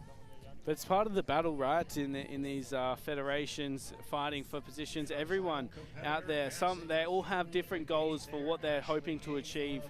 Some are hoping for that finish spot, some hoping in the top 20, and then of course our athletes competing for our medals. So whoever's out there swimming today, whether you're swimming here in Doha or wherever you swim around the world, go out there and enjoy a win, because I'm sure these athletes will appreciate you sharing in their journey. And it's about the experience. So the swimmer just finished now from Singapore. She'll go away from this one, better equipped. She'll know that what she needs to do for training to improve that. Well, home World Championships next year for this athlete, so she'll be hoping to represent Singapore in the home games.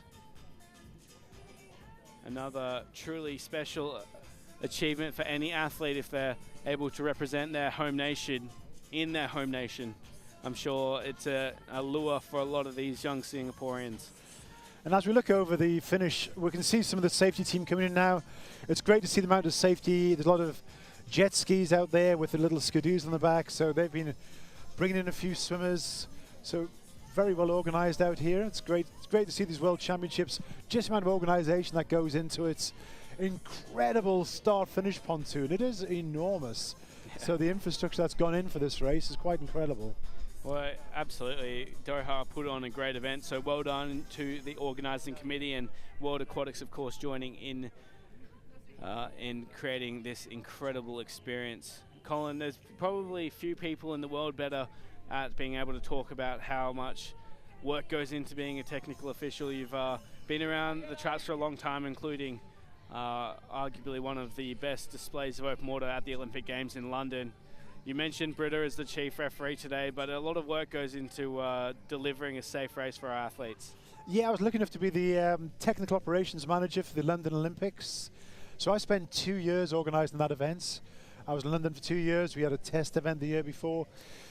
So yeah, it's quite an achievement to put something like this on. There's a lot of moving parts. There's all sorts of different teams that come together, a lot of coordination with the local authorities as well as the World Federation. All has to go hand in hand to make something like this happen. And we just got number 33 there. So it's someone from India just coming just onto the skidoo there. We're just talking about the safety team.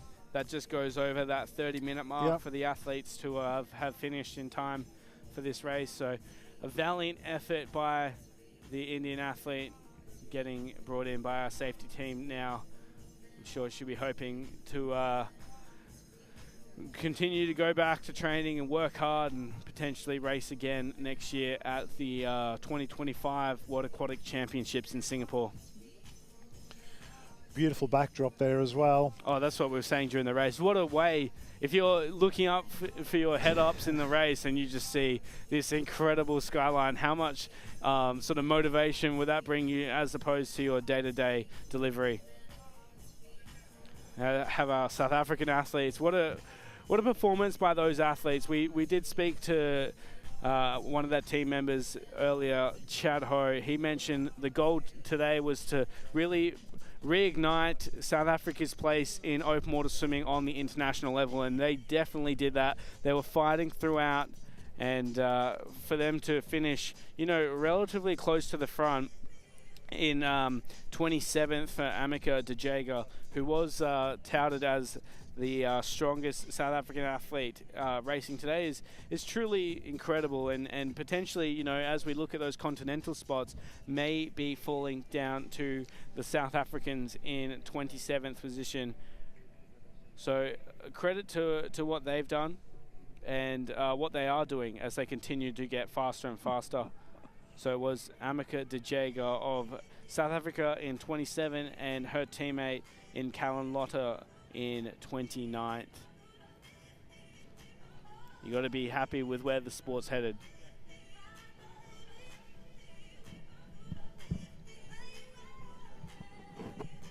So Once again, if you are tuned in around the world, moments away from the presentation of our medal winners here in the 2024 World Aquatics Open Water 10 kilometers for our females.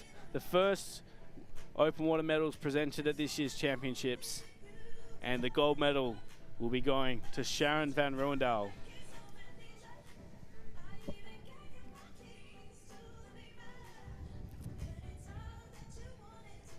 So we are just waiting for the official results to come through.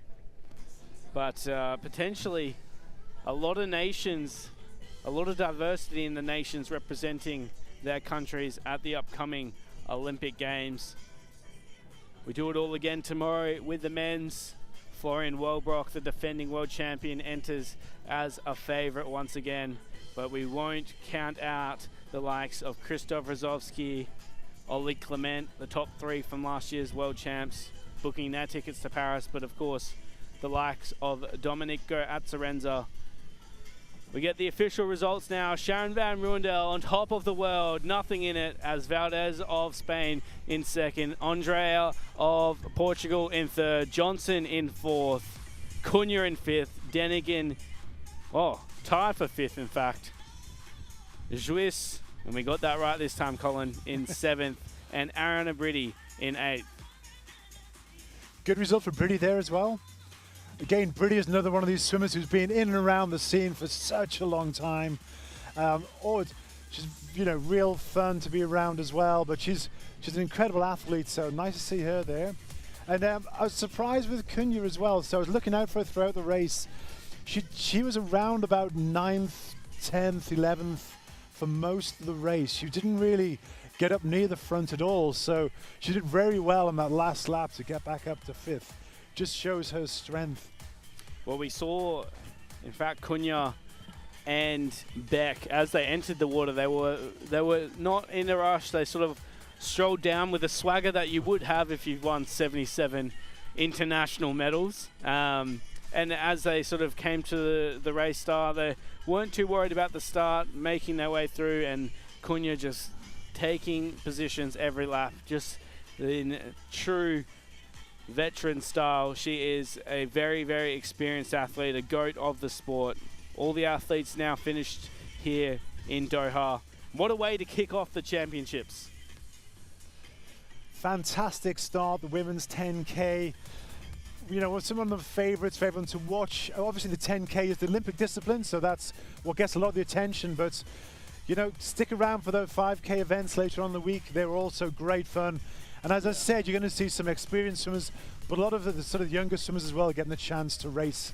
Well, on that, Colin, obviously the next race to kick us off is the men's 10K, which will follow tomorrow after we finish the action here with our medal ceremony upcoming. But I would love to get your prediction for the top three.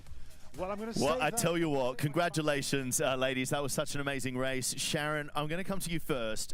You said to me before the race started, I want to get there and I want to have that interview with you. We missed in Fukuoka, but here you are, world champion. Yeah, it's crazy. You have a few times in your life that you're gonna feel you're gonna win it. And I had it like 2 times maybe in my whole career. And I did some interviews the last 3 days, and I said I felt very strong. And I think I can win and I'd be the fastest one, but you just have to show it. Yeah. And I had that confidence during the race. Of course, sometimes you're insecure, but at the end I gave it all, and yeah, I won. You did, and it was a photo finish. I mean, these guys put up a good fight for you as well. It came out of nowhere all of a sudden. We love to see that. I know, Maria, congratulations, a silver medal. You must be very happy with that. Really, thank you. Yes. And over here to you, Angelica. You came out of nowhere at the end of that race in that final battle, but a bronze medal, a place at the Olympics. You've got to be over the moon. I'm really happy for the place. Is my first medal in the World Championships. I'm really happy to compete the all girls, of course. And it is. Yeah, well, you should be very proud of yourself. It was an amazing performance by all 3 of you. Ladies and gentlemen, give it up for your medalists. Well done. Well, Mike and Colin, in fact, I'm not going to let you guys get away without your prediction tomorrow morning. So we'll use the night to study up on who we think is the top three. I think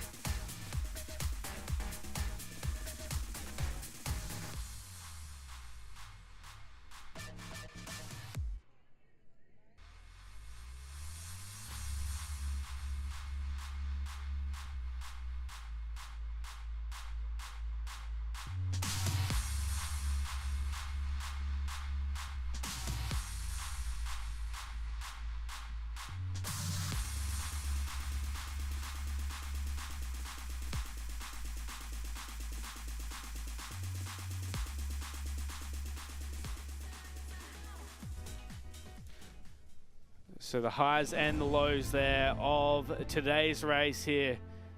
The World Aquatics Championships. We now move to our medal ceremony for the women's 10 kilometers.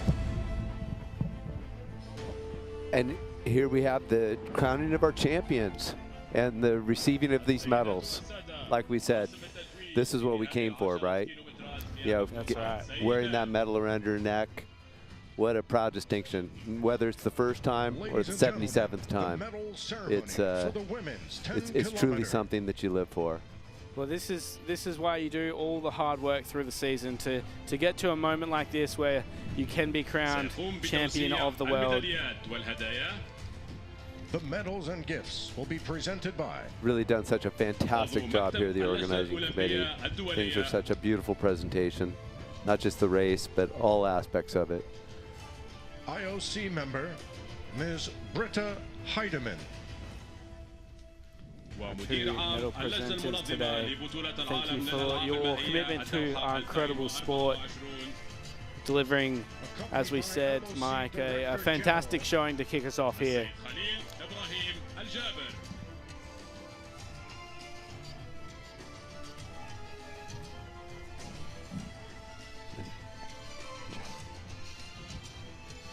الفائزة بالميدالية البرونزية.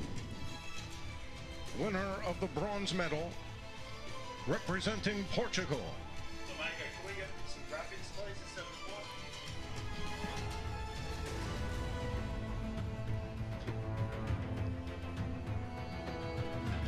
of Angelica Andre. Angelica Andre from Portugal, receiving the bronze medal today. Beautiful swim out there.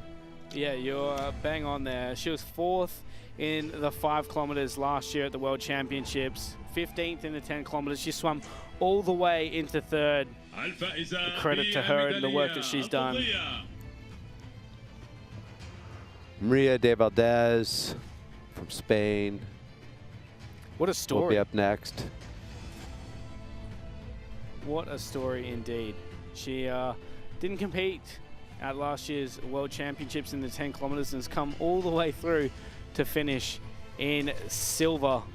There's Angelica and her coaches and teammates. Everyone's so proud, as they should be. Winner of the silver medal, representing Spain, Maria de Valdez. Here's Maria de Valdez from Spain. Just such a phenomenal competitor. Really, really fought hard out there today. Amazing. And I will say, by far the best swim of her career thus far. 11th at the 2022 European Championships. And She finished 21st, in fact, at the Portuguese World Cup last year.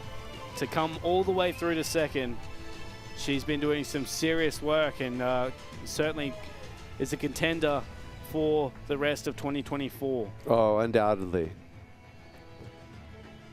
بطلة العالم للألعاب المائية والفائزة بالميدالية الذهبية ممثلة عن مملكة هولندا. Only one left on the podium, and what a story it is. World Aquatics Champion and winner of the gold medal, representing Netherlands, Sharon van Rouwendaal. Sharon van Rouwendaal, the gold medalist, such a champion, the reigning Olympic champion, coming back from that 4th place finish last year in Japan. Of course, Hungary, perhaps a little bit, there's a lot of fire in her belly, and just such a amazing competitor. It all is said in that finish, right? Well, you just can never count an athlete like Van Rouwendaal out. She showed in 2016 she was able to swim away from the field, and time again she's been able to prove to be the best in the world. This is her 2nd world title, the first coming back in 2019 in the 10 kilometers. So it's been a while between drinks for Sharon van Rouwendaal, but here she is back again on top. Yeah, I really think Van Rouwendaal, really, I think what you talked about earlier, how she'd made that transition from the pool to open water, just truly amazing. We have now the national anthem of the Netherlands.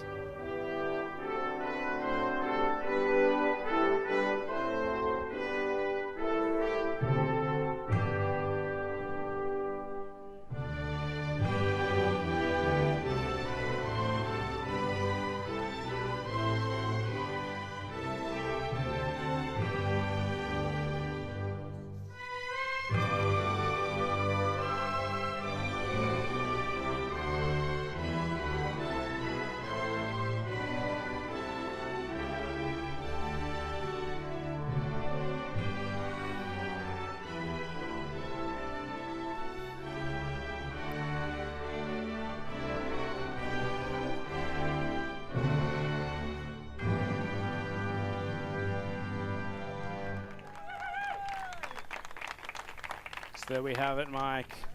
The world champion for 2024, Sharon van Rouwendaal. What a result. Such a result.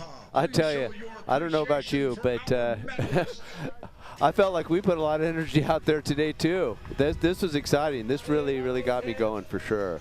And it's just great to see, you know, Maria Valdez and Angelica Andre. They were talking about more and more athletes pushing forward to being on that podium level. You look through the field, you have so many athletes that can be in contention for those top spots, and it's what makes open water swimming so great. It is. It really is. I think that's it right there. You know, it's unlike, you know, a field in the pool where you got 8, maybe from that 8 you can kind of go, hey, I'm pretty solid on maybe 4, maybe even in some cases I know exactly there's going to be 1. This one, wow, you know, it just really came down to so much at the end, and it truly could have been any of 6 so.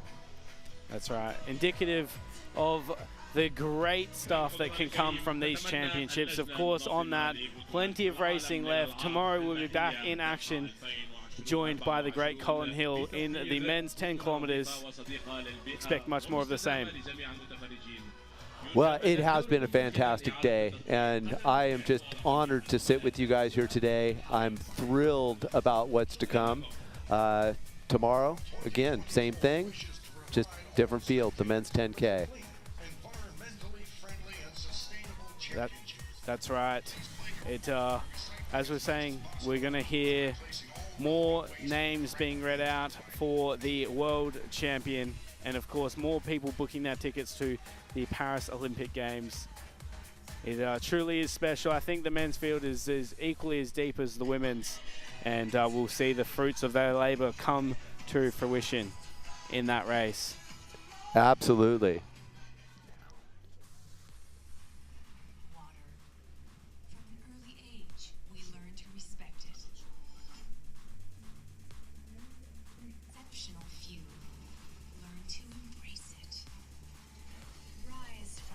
Well, as we said, it's just been a fantastic day here. Looking forward to be here with you tomorrow. I'm Mike Lewis, alongside here with Will Rollo and Colin Hill. We wish you best and look forward to having you here with us tomorrow for the men's 10-kilometer race.